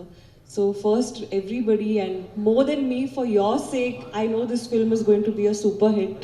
Only for you, sir. ரொம்ப பெரிய விஷயம் சொன்னீங்க madam. அப்படியே கொஞ்சம் தமிழ் வந்துச்சுன்னா எல்லாம் கொஞ்சம் பேசுறேன், எனக்கு தெரியும் தமிழ். அடாடா, பாத்தீங்களா ரெஸ்பான்ஸ் பாத்தீங்களா? இதுக்கு தான் இப்போ ஜோதி சார் பத்தி பேசணும். From the day Jyoti sir said he came, he completely took over. I think it was very easy to shoot with you, sir. I never felt like you were judging me. I always felt like you were supporting me and trying to make me do better and give my best. So you gave me a very team kind of a feeling. So thank you so much for all the support and for what you have done. And Keeravani sir, last time na Umrapati Pesle, completely my mistake. But Keeravani sir, it's our honor to work with you, and it's my honor that I am dancing to the music that you have kind of given us. So thank you so much, and I'm sure everybody is going to be dancing to your tunes soon. Nasir sir, thank you so much for coming. Satyaraj sir, thank you. And Shobhi master, thank you for patiently choreographing the whole thing and supporting me and giving me the best and showing me all the expressions and everything. So thank you so much. And Manoj sir pati kuda pesno. I think one of the best DOPs I have ever worked with in my life is Manoj sir. He really, technically brilliant. Like sir said, he's a magician. So I really hope to work with him again. And Kingsley sir, we did a few nice shots together, sir. So it was really nice. I hope to work with you soon. And in the padam, actually, enakku oru romba emotional journey irukku. I've literally grown up with this film, I feel, in the last 5 years. So I'm grateful. I'm so grateful that I got a chance to be in this film. And எனக்கு story மேலே, எனக்கு direction மேலே, படம் மேலே ரொம்ப trust இருக்குது. That when the film comes, 100% everybody is going to like it, because every single person in this film has worked very hard. So please support us, and I hope you all like the film. ரொம்ப நன்றி madam. படத்தில் 5 இடத்துல பாட்டு வர்ற மாதிரி அங்கங்கே தமிழ் போட்டு அழகாக பேசுனீங்க. எங்களுக்கு என்ன கூடுதல் மகிழ்ச்சினா, தமிழ்நாட்டு டெப்டி சிஎம் கூடயும் நீங்கள் படம் பண்ணியிருக்கீங்க, ஆந்திர பிரதேசோடைய டெப்டி சிஎம் கூடயும் படம் பண்ணியிருக்கீங்க. எப்படி இந்த மாதிரி நீங்கள் சூஸ் பண்ணுறீங்க? Actually நான் சூஸ் பண்ணல, அவர் தான் சூஸ் பண்ணிட்டார் எனக்கு. No, but I mean, so if anybody wants to be the next deputy CM, they should cast me. I'm just kidding. It's years of hard work, it's years of effort, a lot of planning and a lot of perseverance that it, you know, takes to be in that position.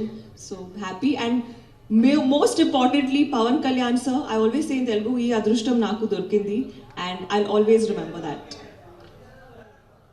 Pan India deputy CM ஹீரோயினுக்கு எங்களுடைய அன்பு நிறைந்த வாழ்த்துகள். ரொம்ப நன்றி ma'am. Thank you so much. Love you too. இப்படிலாம் சொன்னா CM ஆயிட முடியாது தம்பி, அது கொஞ்சம் நிறைய உழைக்க வேண்டியிருக்கும். இருக்கட்டும். 30 ஆண்டு அனுபவம், 150 திரைப்படம், ஒரு பக்கம் ஆஸ்கர், இன்னொரு பக்கம் கோல்டன் குளோப், எல்லாத்தையும் வாங்கிட்டு இதுக்காக யாரெல்லாம் உழைச்சாங்க தெரியுமா, அவங்கள நான் உங்களுக்கு அறிமுகப்படுத்துறேன்னு சொல்லி தன் பெயரை முன்னிலைப்படுத்தாமல் உழைத்தவர்கள் பெயரை எப்போதும் முன்னுக்கு கொண்டு வருகிற பெருந்தன்மையும் பெரும் பொறுமையும் அன்பும் கருணையும் எளிமையும் நிறைந்த யதார்த்த மனிதர், இசை மேதை, இந்திய இசையின் மரகதம், எங்கள் மனதில் என்றும் மணியாய் இருக்கிற கீரவாணி சார் அவர்களை அன்போடு மேடை ஏற்றுவதில் நான் மகிழ்ச்சியும் பெருமையும் அடைகிறேன். ஒரு நல்ல அரங்கம் நிறைந்த கைதட்டல் நீங்க எல்லாரும். Music director, our Oscar Grahita, our one and only music director Keeravani garu.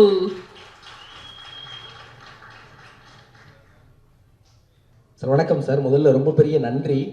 எனக்கு என்ன ரொம்ப பெரிய ஆச்சரியமா இருக்குன்னா, நீங்கள் ஹைதராபாத்லேருந்து சென்னை வரீங்கிறது மட்டும் இல்லாமல் இந்த பாட்டு 4வது சிங்கிளா, அப்போ சரி நான் என்னுடைய பாடகர்களையும் கூட்டிகிட்டு வரேன், ஒரு 4வது சிங்கிள்லாம் வெறுமனே திரையில் போட்டு நாங்கள் நகர்ந்துட மாட்டோம், அதை லைவாக பெர்ஃபார்ம் பண்ணுவோம் அப்படின்னு ஒவ்வொரு பாட்டுடைய வெளியீட்டுக்கும் நீங்கள் படம் முடிஞ்ச பிறகு இவ்வளவு உழைப்பை போடுறதுக்கு பின்னாடி இருக்கிற ரகசியம் என்ன சார்?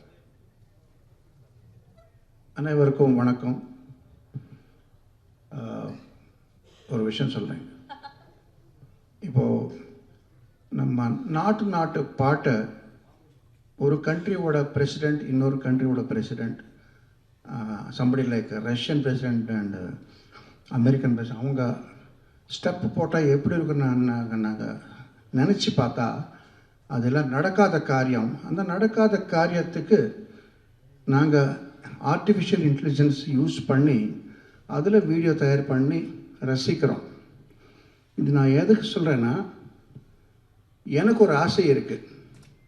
2 பேர் இருக்கார், அவர் ரொம்ப கோவத்தில் கத்திட்டு ரொம்ப ஆக்கிரகமாக பார்த்தா எப்படி இருக்கும்னு பார்க்குறதுக்கு எனக்கு ஆசையாக இருக்குது. பட் அது நடக்காத காரியம். அதுக்கு தான் நான் ஏஐ ரிசார்ட் பண்ணணும். அவர் தான் ஒருத்தர் வந்து நம்ம சித்ரா மேடம் சிங்கர், இன்னொருத்தர் வந்து AM Ratnam sir.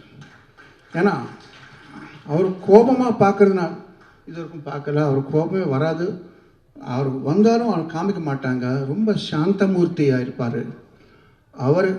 AM Rathnam is a hero of the movie. அவருக்கு தான் நான் சக்ஸஸ் வரணும்னு ஆண்டவனை வேடிக்கிறேன். Rathnam garu, all the best sir. This movie is going to be a hit and I will be the most happy person for you. இப்போ நீங்கள் கேளுங்க, என்ன கேட்டுங்க சார்? ஒரு படம் நடக்கும்போது உழைக்கிறது அது ஒரு பக்கம், படம் முடிஞ்சதுக்கு அப்புறமும் ஒரு பாடல் வெளியீட்டுக்கும் ஒட்டுமொத்த இசைக்கலைஞர்களை பாடகர்களை கூட்டிகிட்டு வந்து ஹைதராபாத்தில், சென்னையில் எல்லா இடத்துலையும் வந்து பாட வச்சு மக்களை மகிழ்விக்கணும், அதே நேரத்தில் இந்த படத்தை கொண்டு போய் சேர்க்கணும்னு நீங்கள் போடுற உழைப்பின் பின்னாடி இருக்கிற ரகசியம் சார்? ரகசியம் ஒன்றும் இல்லைங்க. நம்ம பாடல்கள் எல்லாம் இன்னும் நல்ல பேர் சம்பாதிக்கணும்னு ஒரு ஆசையோடு இருக்காங்க. அவர் இப்போ என்ன சொன்னாலும் கேட்பாங்க. அதனால தான் நான் எப்போவுமே ஆஸ்பிரண்ட்ஸ் கூட ஒர்க் பண்ணுறது ரீசன் என்னென்னா, அவர் ஃபுல் லைஃப் கொடுத்து வேலை செய்வாங்க. பெரிய பெரிய செலிப்ரிட்டி ஆனதுக்கப்புறம் நம்ம கைக்கு நம்ம சிக்க மாட்டாங்க. நம்ம சத்யராஜ் சார் மாதிரி தான் அவர் எக்ஸப்ஷன்ஸ் இருக்கும். அவர் எவ்வளோ பேர் சம்பாதிச்சாலும் கூட இந்த மாதிரி நம்மளுக்கெல்லாம் ப்ளஸ் பண்ணுறதுக்காக வருவார். ஸோ இந்த எக்ஸப்ஷன், தேங்க்யூ சார், இந்த எக்ஸப்ஷன்ஸ் இந்த மாதிரி விட்டுட்டா செலிப்ரிட்டிஸ் கூட கொஞ்சம் ப்ராப்ளம் இருக்கும். அவர் எல்லா இடத்துக்கு வரமாட்டார் ஈஸியாக. ஸோ நான் எப்போவுமே நியூ கமர்ஸ் கூட வேலை செய்கிறதுக்கு காரணம் என்னென்னா, என்னோட லாபத்துக்காக அவர் எங்கே கூப்பிட்டா வருவார். இந்த மாதிரி ஈவெண்ட்ஸ் வரும்போது அவர் ஒரிஜினல் சாங் எப்படி இன்ட்ரெஸ்டோட பாடினாங்களோ அதே மாதிரி பாடுவார். அதுக்காக தான் நான் அவனை என்கரேஜ் பண்ணிகிட்டு இருப்பேன். இதில் வந்து நம்ம குரு வந்து பாலச்சந்திர சார் தான். இப்போ நீங்கள் சொன்னீங்க மரகதமணி கீரவாணின்னு சொல்கிறீங்க. அப்போ எல்லாம் இன்டர்நெட் கிடையாது. சார் சொன்னாங்க, பாலச்சந்திர சார், மரகதமணி கீரவாணி தான் உன்னை பேர், இதில் மரகதமணி தமிழ் மாதிரி சவுண்டிங் இருக்குது, ஸோ அது வச்சுக்கலாம், கீரவாணி மறந்துடுன்னு சொன்னாங்க. அவர் சொன்னார், நான் பண்ணிட்டேன். அப்போ எல்லாம் இன்டர்நெட் இல்லை. இப்போ இன்டர்நெட் ரொம்ப பிரமாதமாக வந்திருக்கு. அவர் தான் இவர் தான் அவர்னு எல்லாருக்கும் தெரியும். ஸோ இப்போ அந்த கன்ஃபியூஷனே இல்லை. பட் எது இருந்தாலும் அந்த பேரை வச்சு என்னை ரொம்ப என்கரேஜ் பண்ணுறதுக்கு Balachandra sir forever he'll be in my heart. இன்னொரு விஷயம், ரொம்ப நாள் முன்னாடி 28 இயர்ஸ் முன்னாடி ஏபி முரளின்னு ஒருத்தர் இருக்கார். அவர் ஒரு ஸ்டூடியோ வச்சுருக்கார் சென்னையில். அந்த ஸ்டூடியோவில் கொண்டாட்டம் ஒன்று படத்துக்காக KS ரவிக்குமார் சார் ரெக்கார்டிங் நடக்கிறது. அவர் வந்தார். KS ரவிக்குமார் வந்துட்டு ஏதோ ஒரு டாபிக் வந்தது, இந்த சவுண்ட் நல்லா வரலையே, அந்த சவுண்ட் நல்லா வரல, ஒரு டாபிக் வந்தது. அப்போது மிக்சிங் அண்ட் மாஸ்டரிங் பற்றி ஒரு டாபிக் வந்தது. அவர் சொன்னார், ரீசெண்டாக நான் ஒரு ஆல்பம் வந்து லண்டன் அனுப்பினோம், நல்ல மிக்சிங் பண்ணி அனுப்பலைங்களே. ஏன்னா லண்டன் என்ன பெரிய பேர் தானே. நான் நிறைய பேர் லண்டன், கனடா, இங்கெல்லாம் யூஎஸ்க்கு போய் மிக்சிங் அண்ட் மாஸ்டரிங் பண்ணுவாங்க. நம்ம ஊரில் ரெக்கார்ட் பண்ணுவார் சென்னையில், அங்கே வந்து மிக்சிங் பண்ணுவார். அந்த ஆல்பம் எடுத்துகிட்டு வந்தால் எல்லாம் பிளாண்ட் ஆகிருக்கு, ஒன்றுமே சத்தம் வரலையே, சத்தம் வர வேண்டிய இடத்துல சத்தம் வரலையே. அவர் சொன்னார், 5 ஸ்டார் ஹோட்டலில் எது சாப்பிட்டாலும் ஒரு மாதிரி இருக்கும், பிளாண்ட் ஆகிருக்கும். ஏன்னா அங்கே ஃபாரினர்ஸ் வருவார், அவங்களுக்கு ஏற்ற மாதிரி தான் அவர் பண்ணுவார். அதில் நம்ம ஸ்ட்ரீட் ஃபுட்டு பாருங்கள், எவ்வளோ உப்பு காரம் நல்லா இருக்கும், அந்த மாதிரி தான் வேணும். அப்போ அவர் நம்ம கல்சோன் மேலே வந்து இப்படி காமிச்சார். எக்ஸாம்பிள், நீங்கள் ஒரு பீட் கொடுக்குறீங்க, டிக்கு டிக்கு சக் டிக்கு டிக்கு டிக்கு சக் டிக்கு டிக்கு டிக்கு சா, அப்படி ஒரு பீட் வரணும். அது அவங்க எல்லாம் ஃப்ளாட் பண்ணிவிட்டு ரெட் பல்ப் எரியுது, அதான் அப்படி டெக்னிக்கலாக பண்ணக்கூடாது. இங்கே வந்து வெடிக்குது, இங்கே ஸ்பீக்கர் போயிடும், அப்படியெல்லாம் நினச்சி அவர் ஃப்ளாட் பண்ணிடுறாரு. அப்படி பண்ணக்கூடாது சொல்லி அவர் கன்சோல் மேலே கை வச்சு காமிச்சார் ரவிக்குமார். டிக்கு டிக்கு சக்கு டிக்கு டிக்கு சா இப்படி பண்ணுறாரு. இந்த ஃபேடர் வந்து மேலே தூக்குறாரு, அது உடைஞ்சி போயிடுமோன்னு பயம் வருது. பட் அப்படி பண்ணாதான் நமக்கெல்லாம் நம்ம எஃபெக்டே வரும்னு சொல்கிறாரு. ஸோ அந்த எஃபெக்ட்டு இந்த படத்தில் நான் கொடுத்துருக்கேன். ஏன்னா இவர் பவர் ஸ்டார் பவன் கேடான்னு சொல்லுவார். அந்த பவர் வெளியில் வரணும்னா அந்த மாதிரி மிக்சிங் பண்ணாதான். நமக்கு எல்லாம் டெக்னிக்காலிட்டி பார்க்கக்கூடாது, அதெல்லாம் வேறு விஷயம். நமக்கு இங்கே பவர் தான் வேணும், ஓன்லி பவர், அந்த எஃபெக்ட் தான் வேணும். அந்த எண்ணத்தோடு நான் ஒர்க் பண்ண படம் இது. முக்கியமான விஷயம் என்னென்னா, நான் நல்லா பண்ணேன்னு சொல்கிறேன். நல்லா பண்ணுறது ஒரு விஷயம், நல்லா பண்ண விடுறது ஒரு விஷயம். ஸோ அதுதான் டைரக்டர். ஒரு கை நல்லா பண்ணுறது, நல்லா பண்ண விடுறது இன்னொரு கை, 2 கை சேர்த்தா தான் கைத்தட்டல் வரும், சத்தமே வரும். Jyothi, thank you for allow me to do whatever I wanted to do. So இந்த படம் நல்லா சக்ஸஸ் ஆகி நம்ம ரத்னம் சாருக்கு நல்ல பேர், நம்ம பணம் கூட எடுத்துகிட்டு வரணும்னு நான் ஆசைப்படுறேன்.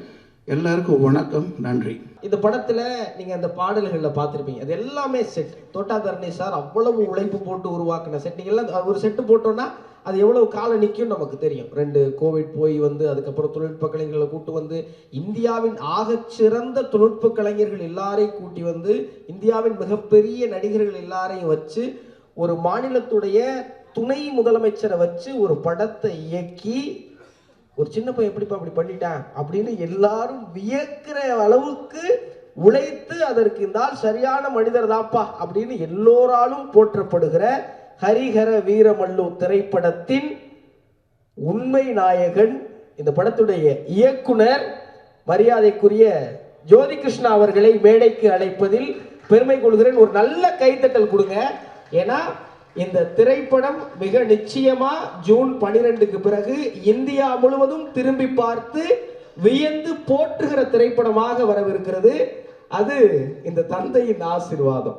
And this moment is so cute. Jyoti Krishna garu we are అన్నది ఈ పాటికే మేము రిలీజ్ అయిన కాంటెంట్ లో చూసాం.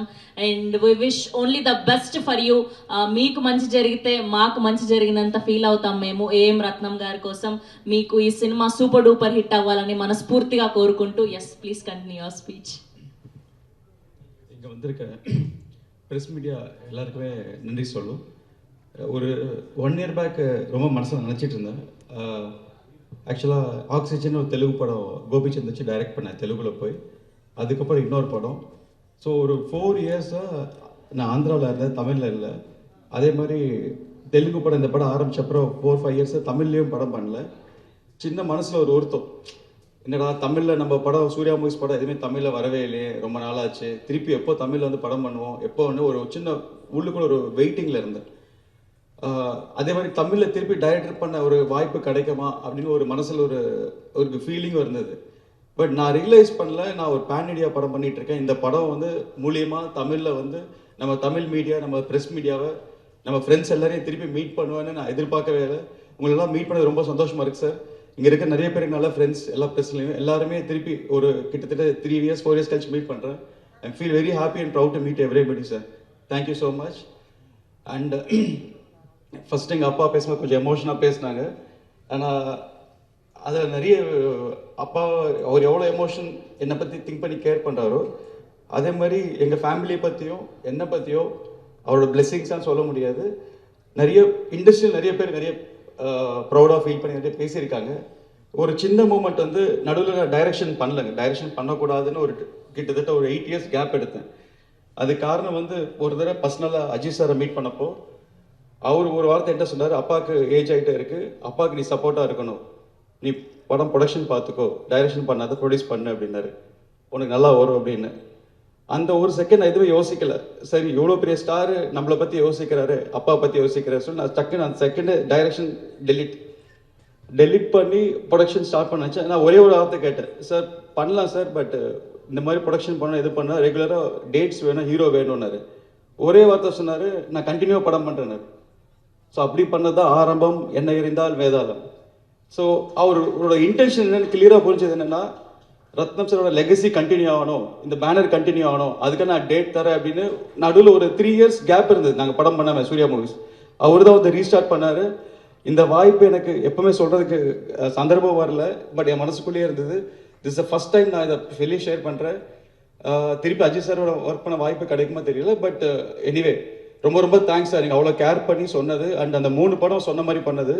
அதே மாதிரி அவர் ஒரு வேர்டு கொடுத்தா கீப் அப் பண்ணுவாருங்க, அதை மிஸ் பண்ணவே மாட்டார். யார் என்ன சொன்னால் அந்த டிசிஷனை மாற்றவே மாட்டார், அந்த வேர்டு தான்.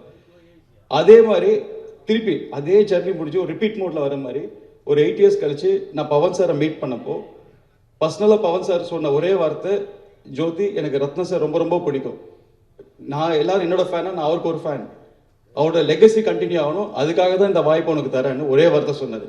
நீ என்ன பண்ணுறது தெரியாது, நீ எவ்வளோ உழைக்கிறன்னு தெரியாது, இந்த படத்தை எப்படியே ஹிட் பண்ணணும், நெக்ஸ்ட் வேர்டு, இது 2 வேர்டு தான் சார் சொன்னார். அண்ட் சிரிப்பி சேம், அவரு கொடுத்த வேர்டை ஈக்குவலாக மீட் பண்ணார். ஸோ ஒரு 2-3 லெஜெண்ட்ஸ் வந்து இவ்வளோ கேர் பண்ணது எனக்கு ரொம்ப சந்தோஷமாக இருந்தது. இது எல்லாம் வந்து எனக்கு அப்பாவோட உழைப்போட பிளெஸிங்ஸ் தான் எனக்கு கிடச்சிது. அதை நான் என்ன எடுத்துக்கணும், எவ்ரிடே இது எவ்ரி செகண்ட் நினச்சிட்டே இருப்பேன் மைண்டுக்குள்ளே, நம்மளை இவ்வளோ ட்ரஸ்ட் பண்ணுறாங்க, இதுக்கு நம்ம என்னென்ன செய்யணும் இதுக்கு அப்படின்ற சொல்லி தான் ஒர்க் பண்ணிட்டு இருந்தேன். ஸோ இந்த மாதிரி ஒரு வாய்ப்பு கிடைச்சது எனக்கு ஹரிஹர வீரமல்லு ப்ராஜெக்ட். அண்ட் இந்த ப்ராஜெக்ட்குள்ளே நான் என்ட்ரு ஆகும்போது இதில் நிறைய காம்ப்ளிகேஷன்ஸ் இருந்தது. அண்ட் ஒரு பவன் சாரை பற்றி சொல்லணும்னா, பவன் கல்யாண் சார் வந்து it's not only actor, is ஒரு இன்டெலிஜென்ட் ஸ்மார்ட் பர்சன். சார் வந்து அவர் ஒரு டைரக்டர், பர்சனல் டைரக்டர். அவருக்கு டைம் கிடைக்கல, அவர் ஃபுல் அண்ட் ஃபுல் பாலிடிக்ஸில் இருக்கிறதுனால, சேவைகள் இருக்கிறதுனால அவர் டைம் கிடைக்காதனால ஒரு இந்த படத்தை அவரோட விஷன், இந்த வீரமல்லு படத்தை வந்து அவரோட பாயிண்ட் ஆஃப் வியூ நான் யோசிக்கும் போது இது ஒரு பேன் இண்டியா, ஒரு இந்தியா ஃபுல்லாக ரீச் பண்ணணும்னு அவரோட எஃபர்ட் போட்டிருக்காரு. இப்போ நீங்கள் பார்த்த அசுரனம் சாங் வந்து சாரே பர்சனலாக ஃபைட் கொரியோகிராஃப் பண்ண சாங்கு. அந்த ஒரு ஃபைட்டு மட்டுமே ஒரு 60 days எடுத்திருக்கோம், 60 நாள் எடுத்த ஃபைட் அது. அண்ட் அந்த அளவுக்கு அவர் பர்சனலாக உழைப்பு போட்டிருக்காரு. அவருக்கு பர்சனலாக மார்ஷல் ஆர்ட்ஸ் தெரியும். அண்ட் ஒரு ப்ரூஸ்லி ஒரு என்டர் த ட்ராகன் எப்படியோ அந்த மாதிரி ஒரு விஷயம் பண்ணியிருக்காரு சார் இதில், பவன் சார். ஸோ இந்த படத்துக்கு இன்னொரு இன்ஸ்பிரேஷன் எனக்கு என்னன்னா, பர்சனலாக இந்த படம் 16th century முகல் பீரியடில் நடந்த ஸ்டோரி. அண்ட் அவுரங்கசீப் பேக்ட்ராப்பில் நடந்த டைமில் நடக்கிற காலகட்டத்தில் நடக்கிற ஸ்டோரி. அண்ட் இந்த காலகட்டத்தில் அவுரங்கசீபாக ப்ளே பண்ணது பாபி டியோல் ரோல். இதில் பாபி டியோல் ப்ளே பண்ணுறாங்க. ஸோ ஒரு நாள் இந்த கதையை எப்படி கொண்டு போகணும், இதை என்ன சொல்ல வரும் அப்படின்னு எனக்கே ஒரு நல்ல தாட்ஸ் இருக்கும்போது, ஒரு ட்ராவலிங்கில் ஒரு ட்ராவல் பண்ணும்போது எதர்ச்சியமாக ஒரு வெரி ஓல்டு கப்புள்ஸ், இந்த தீர்த்த யாத்திரை பண்ணுற ஓல்டு கப்புள்ஸை மீட் பண்ணேன். அவங்க அப்போ தான் வந்து எல்லா ஜோதிலிங்கெல்லாம் விசிட் பண்ணிட்டு வந்தாங்க. வந்து அஜந்தா எல்லாரெல்லாம் போயிட்டு வந்தாங்க. அவங்கள மீட் பண்ணும்போது அவங்க மனசில் வந்து நான் என் மைண்டில் இந்த கதை எழுதிட்டு இருக்கேன், அவுரங்கசீப் முகல் பீரியட் எழுதிட்டு இருக்கேன். கரெக்டாக பார்த்தா எதிர்த்து அவங்களும் மீட் பண்ணுறேன். ஒரு சம்மந்தம் மேலே ஒரு கான்வர்சேஷன் ஸ்டார்ட் ஆச்சு. அவங்க திடீர்னு பார்த்தா அவுரங்கசீப்பை திட்டுறாங்க. எனக்கு ஒன்றுமே புரியல. நான் ஒர்க் பண்ணுறதோ அவங்க பேசுகிறதோ கோயின்சிடன்ஸாக இருந்தது. என்னன்னு கேட்டால், நாங்கள் இப்போ தான் வந்து அஜந்தா எல்லாரும் சுற்றிட்டு வந்தோம், அங்கே இருக்கிற எல்லா ஸ்டாச்சுஸும் எல்லா ஃபேஸுமே வந்து எல்லாம் டெமாலிஷ் பண்ணிட்டாங்க, அது எங்களால் தாங்க முடியல, அவ்வளோ நம்மளோட கல்ச்சர் நம்மளோட ஹெரிட்டேஜை வந்து இப்படி டெமாலிஷ் பண்ணி இப்படி நம்மளுக்கு தெரியாத மாதிரி பண்ணணும்னு நினைக்கிறாங்கன்னு. அந்த ஒரு பாயிண்ட் தாங்க எனக்கு ஸ்பார்க், இந்த படத்தோட ஸ்பார்க்.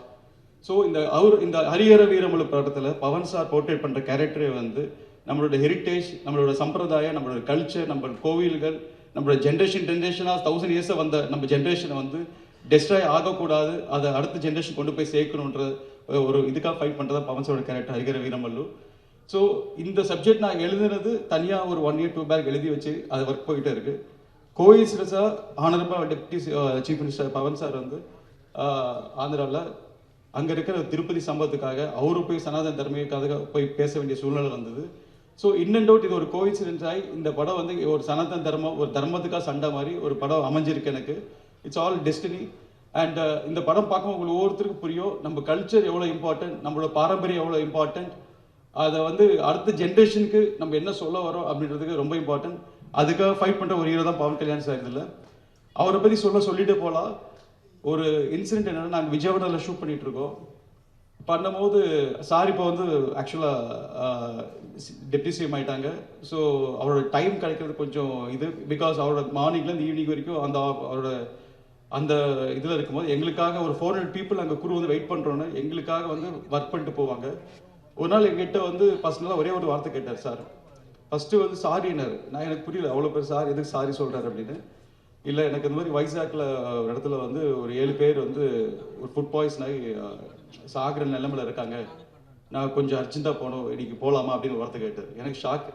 அவர் சொல்லக்கூட தேவையில்லை, இட்ஸ் இம்பார்ட்டன்ட் இன்சிடென்ட்டு. ஸோ இங்கே வந்து நாங்கள் வெயிட்டிங்கில் இருக்கோம், இங்கே நடிச்சுக்கிட்டு எங்களையும் சாட்டிஸ்ஃபை பண்ணி, அதே மாதிரி அங்கே மக்களுக்கு ஒரு ப்ராப்ளம்னா அவர் அங்கேருந்து உடனே கிளம்பி அங்கே போய் அதையும் பார்த்துட்டு திருப்பி மறுநாள் திருப்பி ஷூட்டிங் வந்து 4 o'clock எழுந்திரிச்சு நைட் 11 o'clock தூங்குற வரைக்கும் ஒரு 24 hours வந்து மக்கள் பீப்புள் இதுதான் சார் மைண்டில் ரன் ஆகிட்டே இருக்கு.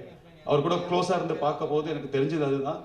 அதே மாதிரி அவரை ஒருத்தர் மீட் பண்ணால் அவங்களோட ப்ராப்ளத்தை அவர் ப்ராப்ளமாக எடுத்து அதையே ஃபீல் பண்ணி இது இவங்களுக்கு எப்படி நல்லது செய்யலாம் அப்படின்ற யோசிக்கிற ஒரு நண்பர் பவன் கல்யாண் சார். அண்ட் அவர் கூட ஒர்க் பண்ணது, தேங்க்ஸ், மீட் பண்ணதுக்கோ ஒர்க் பண்ணதுக்கோ I am very proud and very happy. And தொடர்ந்து பார்ட் 2 கூட ஒர்க் பண்ணுவோம். அண்ட் படத்தை பற்றி பேசணும்னா டெக்னிக்கலாக இட்ஸ் ஹை ஸ்டாண்டர்ட் படங்க இந்த படம். எனக்கு பேசிக்கலாக எனக்கு 18 ஃபஸ்ட்டு படம். அப்போ எனக்கு 20 years நான் அந்த படம் டைரக்ட் பண்ணும்போது அந்த படத்துலேயே கிட்டத்தட்ட ஒரு 1 hour 15 minutes சிஜி இருக்கும், நிறைய 3D எலிமெண்ட்ஸ் இருக்கும், கிராஃபிக்ஸ் இருக்கும். ஸோ இது பீரியடுன்னு தொடரும் போது எப்படி இவ்வளோ ஹை ஸ்டாண்டர்ட் படத்தை நான் எடுக்கணும், எனக்கு இதுக்கு ஈக்குவலாக ஒரு கேமராமேன் வேணும்னு நான் யோசிச்சுட்டே இருந்தேன். எங்கேருந்து கரெக்டாக கோயின்சிடன்ஸாக மனோஜ் பரமசா ஃபேமிலி ஃப்ரெண்ட் அவரை மீட் பண்ணி அவர் மூலிமா எனக்கு நான் எவ்வளோ ஹை டெக்னிக்கலோ அவரும் ஒரு ஹை டெக்னிக்கலான இது. ஸோ 2 பேர் சேர்ந்து ஒவ்வொரு ஷாட்டுமே ஒரு 5 cameras அண்ட் இந்தியாவில் இருக்க எல்லா டெக்னாலஜி யூஸ் பண்ணிட்டேன். இந்தியாவில் பார்த்தாலும் ஃபாரினில் இருக்க எல்லா டெக்னாலஜி யூஸ் பண்ணி இந்த படத்துக்கு கிட்டத்தட்ட ஒரு 1000 animators ஒர்க் பண்ணுறாங்க. 1000 பேர் ஒர்க் பண்ணிட்டு இருக்காங்க டே நைட் இந்த படத்துக்காக. ஸோ வேர்ல்டு வைட் இருக்க எல்லா கிராஃபிக்ஸ் கம்பெனியும் ஹையர் பண்ணியிருக்கோம்.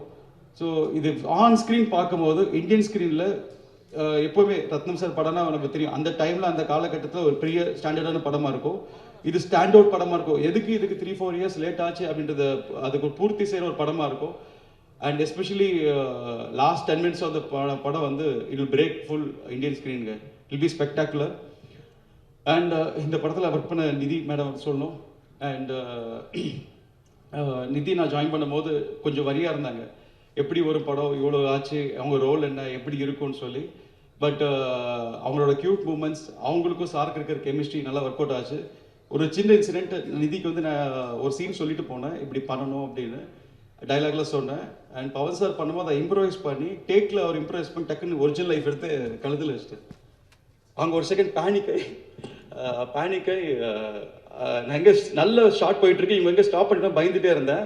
அவங்க அப்படியே மேனேஜ் பண்ணி நடிச்சிட்டாங்க அதை இது பண்ணி. பட் அவங்களோட ரியல் பேனிக்கு ரியல் எமோஷன் ஸ்க்ரீனில் நல்லா ஒர்க் அவுட் ஆச்சு. ஸோ அந்த மூமெண்ட்டை ரீப்ளே பண்ணும்போது தான் எனக்கு சிரிப்பு வந்துகிட்டே இருக்கும். அந்த ஷார்ட் எடிட்டிங்கில் பார்க்கும்போது சிரிப்பு வந்துகிட்டே இருக்கும். ஓ, இந்த இடத்துல ரியல் கற்று ரியலாக பயந்துட்டாங்க இவங்க அப்படின்னு. ஸோ அந்த மாதிரி spontaneous acting. And choreographer Shobi master வந்து எனக்கு அவங்க ஒய்ஃப் லலிதா மாஸ்டர் ரொம்ப ஃப்ரெண்டு.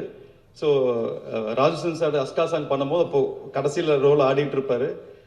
அப்போது சார் ராஜு சார் ரொம்ப திட்டிகிட்டு இருப்பார் அவரை, ஷோபி இந்த மாதிரி முதல்ல நல்லா சீக்கிரமெல்லாம் ஒரு 2 படத்தில் கொரியோகிராஃப் ஆக முடியாது அப்படின்னு. சிரிப்பாக இருக்கும் அதெல்லாம் பார்க்கும்போது. பட் கொஞ்ச நாள் கழிச்சு சார் கரியர் ஸ்டார்ட் பண்ணதுக்கப்புறம் எனக்கு தெரிஞ்ச ஆக்டர்ஸ் அண்ட் ஆக்டர்ஸ் நண்பர்கள் சொன்னாங்க, ஷோபின் புது கொரியோகிராஃபர் வந்திருக்காரு, எக்ஸ்ட்ரானரியாக பண்ணுறாங்க அப்படின்னு. அப்போ எனக்கு ரொம்ப ப்ரௌடாக இருந்தது, பரவாயில்லையே நம்ம தெரிஞ்ச ஒருத்தருன்னு. அப்புறம் கோஇன்சிடன்ஸ், அப்புறம் போக போக எல்லாம் ஃப்ரெண்ட்ஸ் ஆகிட்டோம். So it was very happy working with Shobi sir. And படத்தில் ரொம்ப தேங்க்ஸ் சொல்லணும், நாசர் சார் பண்ணதுக்கு ரொம்ப தேங்க்ஸ் சொல்லணும். அண்ட் அப்பாவுக்கு family friend. And Sathyaraj sir, I am very happy meeting you, working with you. ஏன்னா நான் உங்களோட பெரிய ஃபேன். அமைதிப்படையிலேருந்து உங்கள் எல்லா படமும் விடாமல் பார்த்துப்பேன், உங்கள் டைலாகில் மெமரைஸ் பண்ணிகிட்டே இருப்பேன். இன்றைக்கும் நான் இங்கே வந்து ஷார்ட்டில் நடிக்கும் போது நான் கேரக்டர் ஆர்டிஸ்ட்டாக பக்கம் ஹீரோவை தான் பார்த்துட்டு இருந்தேன். நீங்கள் வரும்போது போகும்போது அப்படி தான் நினச்சிட்டு எப்போ நம்ம ஃபீல் பண்ணுற ஹீரோவை கூட நம்ம வந்து ஒர்க் பண்ணுறோன்ற ஒரு ஃபீலிங் இருந்தது. முக்கியமாக எனக்கு உங்களோட எம்ஜிஆர் ஸ்டைல் ரொம்ப பிடிக்கும் சார். அண்ட் நான் உங்களோட பாடி லாங்குவேஜ், உங்களோட எம்ஜிஆர் ஸ்டைல் எல்லாமே அது ரொம்ப பிடிக்கும். அந்த மாதிரி ஒரு விஷயம் பண்ணியிருக்கேன். இப்போ பவன் சார் வந்து டெப்டி சிஎம் ஆனதுக்கப்புறம் ஜென்ரலாக கமர்ஷியல் சாங்ஸ் வைக்க முடியாது. ஏன்னா சார் வந்து ஒரு டூயட் பாட முடியாது, ஒரு இது ஆட முடியாது. அப்படின்னும் நான் கொஞ்சம் யோசிச்சு பார்த்து, சரி தெலுங்குல தத்துவ பாடல்கள் ஒரு கான்செப்ட் கிடையாது, பட் தமிழில் நம்ம எல்லா எம்ஜிஆர் சாங்ஸும் ஒரு தத்துவ பாடலாக இருக்கும். ஸோ அந்த மாதிரி ஒரு சாங் பண்ணலாம், தெலுங்குல ஒரு தான் பண்ணலான்னு சொல்லிட்டு தான் அந்த கேட்கணும் குருவே சாங் ஃபஸ்ட்டு பண்ணது சார். அந்த லிரிக்ஸ் எழுதிட்டு போய் நான் கிருவாணி சாருக்கு எனக்கு அது ஃபஸ்ட் இன்ட்ராக்ஷன். ஃபஸ்ட்டு சாரை பார்க்கும்போது எனக்கு ஒரு பயம், நம்ம லிரிக்ஸ் எழுதிட்டோம், டியூன் இல்லை, சார் அக்செப்ட் பண்ணுவாரா இல்லையான்னு ஒரு பயத்தில் போய் பயத்தோடு தான் காமிச்சேன். அண்டு சார் யார் எழுதுனாரு சார், ஒரு பென்சில்லாஸ் ஒரு சிங்கர் ரைட்டர் சார், வில்லேஜில் இருப்பார், ரொம்ப நல்லா இருக்குன்னு சொல்லி சார் சொன்னேன், இது பவன் சார் பண்ணால் நல்லா இருக்கும்னு. நான் பாடுவாரா சார் அப்படின்னு நான் கேட்குறேன் அப்படின்னாரு சொல்லி. அப்புறம் போய் பவன் சாரை மீட் பண்ணப்போ சாருக்கு லிரிக்ஸ் சார் எக்ஸைட் ஆகி அப்புறம் அவர் எப்படி பாட வைக்கிறது, சார் விஜயவாடாவில் இருக்கார் அண்டு கிருவாணி சார் ஹைதராபாத்தில் இருக்கார், எப்படி பாட வைக்கிறதுன்னு. அந்த ஷூட்டிங் நம்ப மாட்டீங்க, கிருவாணி சார் பவன் சார் பாட வைக்கிறதுக்காக விஜயவாடா வந்தார், இங்கே வந்த மாதிரி ஃபுல் டீமோட வந்தார். சார் ஆஃபீஸர் செட்டப் பண்ணி அங்கேயே பாட வச்சு அப்படியே ஷூட்டிங், அங்கேயே பாட வச்சு லைவாக ஷூட்டிங், அந்த மாதிரி அந்த சீக்வன்ஸ் பண்ணோம். அதுக்கு கிருவாணி சாரோட எனர்ஜி ரொம்ப ப்ளஸ்ஸு அண்டு சார் பவன் சாரோட எனர்ஜி ரொம்ப ஹெல்ப் ஆச்சு. அதே ஸோ கிருவாணி சார் பற்றி சொல்லணும்னா சொல்லிட்டே போகலாம் சார். இங்கே இந்த படத்தில் நிறைய லெஜெண்ட்ஸோட ஒர்க் பண்ணியிருக்கேன். Keeravani sir, Thotatharani and father A M Rathnam. So இவங்களோட நான் பேசும்போதோ ஒர்க்கிங் ஸ்டைல் பண்ணும்போதோ ஒரு பயம் இருக்கும் உள்ள. ஏன்னா அவங்களுக்கு எல்லாமே தெரியும், நம்ம என்ன பேசினாலும் என்ன சொல்ல வரும் முன்னாடியே தெரியும், சொல்கிறதுக்கு முன்னாடியே. ஸோ அதனால் சரி ப்ரிசைஸாக நம்ம ஒர்க்கு அதுக்கு என்ன தேவை அது கரெக்டாக புரிஞ்சுக்கிட்டு எனக்கு எல்லாத்தையும் பூர்த்தி செஞ்சாங்க. தோட்டாதரணி சார் சொல்லி ஆகணும், அவருக்கு இந்த படம் அந்த ஷூட்டிங்கில் கொஞ்சம் அவருக்கு கண்ணு ப்ராப்ளம் வந்தது. அவர் பெரிய ஆர்டிஸ்ட், அவர் இப்போ எதுவுமே ஸ்கெட்ச் போடணும் எல்லாம் போடணும், கொஞ்சம் கண் பார்வை கம்மியானாலும் டே நைட் வந்து செட்டில் உட்காந்துட்டு ஸ்ட்ரெயின் ஆகி, இந்த ஏஜில் ஸ்ட்ரெயின் ஆகி நானும் கேட்பேன், எங்கள் அப்பாகிட்ட கேட்பேன், தோடா சார்ட்ட கேட்பேன், எதுக்கு நைட் உட்காந்துட்டு இருக்கீங்க கிளம்புங்க அப்படின்னு. ஆனாலும் இல்லாமல் பிடிவாதமாக உட்காந்து அதோட சினிமா நேசிப்பாங்க சொல்லுவாங்க, அந்த எனர்ஜியோட இன்னைக்கு திருப்பி சொல்கிறேன் சார், நிறைய நியூ ஜென்ரேஷன் வந்திருக்கும். நான் இப்போ 3rd ஜென்ரேஷன் நானும் பார்க்குறேன். பட் அவங்க ப்ரூவ் பண்ண மாதிரி அவங்களோட உழைப்பு மாதிரி அது ஒரு 25% தான் சார் இன்னைக்கு எல்லாருமே பண்ணுறாங்க. பட் அந்த மாதிரி ஜென்ரேஷன் ஆளுங்களை அப்போ பார்க்கறது ரொம்ப ரொம்ப கஷ்டம். ஐ am very fortunate to work with all the legends. And Harihara Veeramallu எல்லாருமே எக்ஸ்பெக்ட் பண்ண மாட்டாங்க, எப்படி இருக்கும் எந்த மாதிரி இருக்கும்னு யாருக்கும் எக்ஸ்பெக்டேஷன் கிடையாது. But expect the unexpected movie. இது இந்தியாவுக்கு ஒரு பெரிய மைல் ஸ்டோனாக இருக்குது அந்த படம். அண்ட் இதோட பார்ட் 2 வரப்போகுது சீக்கிரமாக. அண்ட் இதை பற்றி நீங்கள் எல்லாம் இது பண்ணுவீங்க. And very happy meeting Tamil people, Tamil press and Telugu audience అని తిడతారండి. నేను మొత్తం తమిళలోనే మాట్లాడేశాను. ఇక్కడ రాగానే వాళ్ళకి ఏ అర్థం కాదు. ఇది ప్రాబబ్లీ ప్రోగ్రామ్స్ అప్టేక్లు వేయాలనుకుంటాను నేను. పర్లేదు, మనం తిరుపతిలో గట్టిగా ప్లాన్ చేశామని నాకు సమాచారం అందింది ఆల్రెడీ. అవునండి, తిరుపతి కొన్ని తెలుగులో కొన్ని క్వశ్చన్స్ సడన్ తమిళ్ వచ్చేస్తుంది. సార్, ఇట్స్ బీన్ అంటే ఖుషి సినిమా అప్పుడు కూడా మీరు చూసుంటారు కళ్యాణ్ గారిని, అండ్ ఇప్పుడు ఈ హరిహర వీరమల్లులో చూశారు.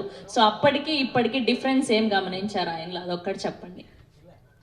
డిఫరెన్స్ కనిపించలేదండి, ఒక్కటి మట్టుకు ఎప్పుడు మెయింటైన్ అవుతుంది ఏంటంటే పవన్ సార్ స్వాగ్.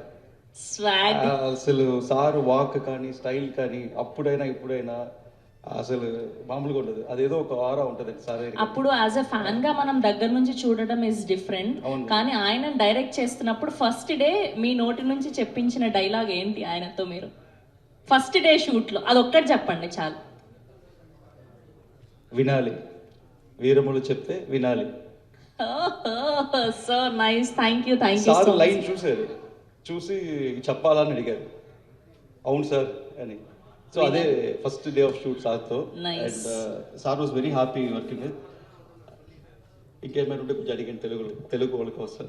సార్ మనం గట్టిగా ప్లాన్ చేసాం సార్, వీళ్ళు ఊరికే మాట్లాడితే చాలా తమిళ్లో మాట్లాడండి అని చెప్తున్నారు, కానీ చాలా ఆనందంగా ఉంది sir. For the first time ఇలా మన తెలుగు సినిమాని చెన్నైకి వచ్చి ప్రమోట్ చేయడం, అండ్ మీ ఓపికకి అసలు మీరు ఇంతమందిని కోఆర్డినేట్ చేసి ప్రతి ఊరు తిప్పి దగ్గరుండి అన్ని చూసుకొని చేస్తున్నారంటే మామూలు విషయం కాదు.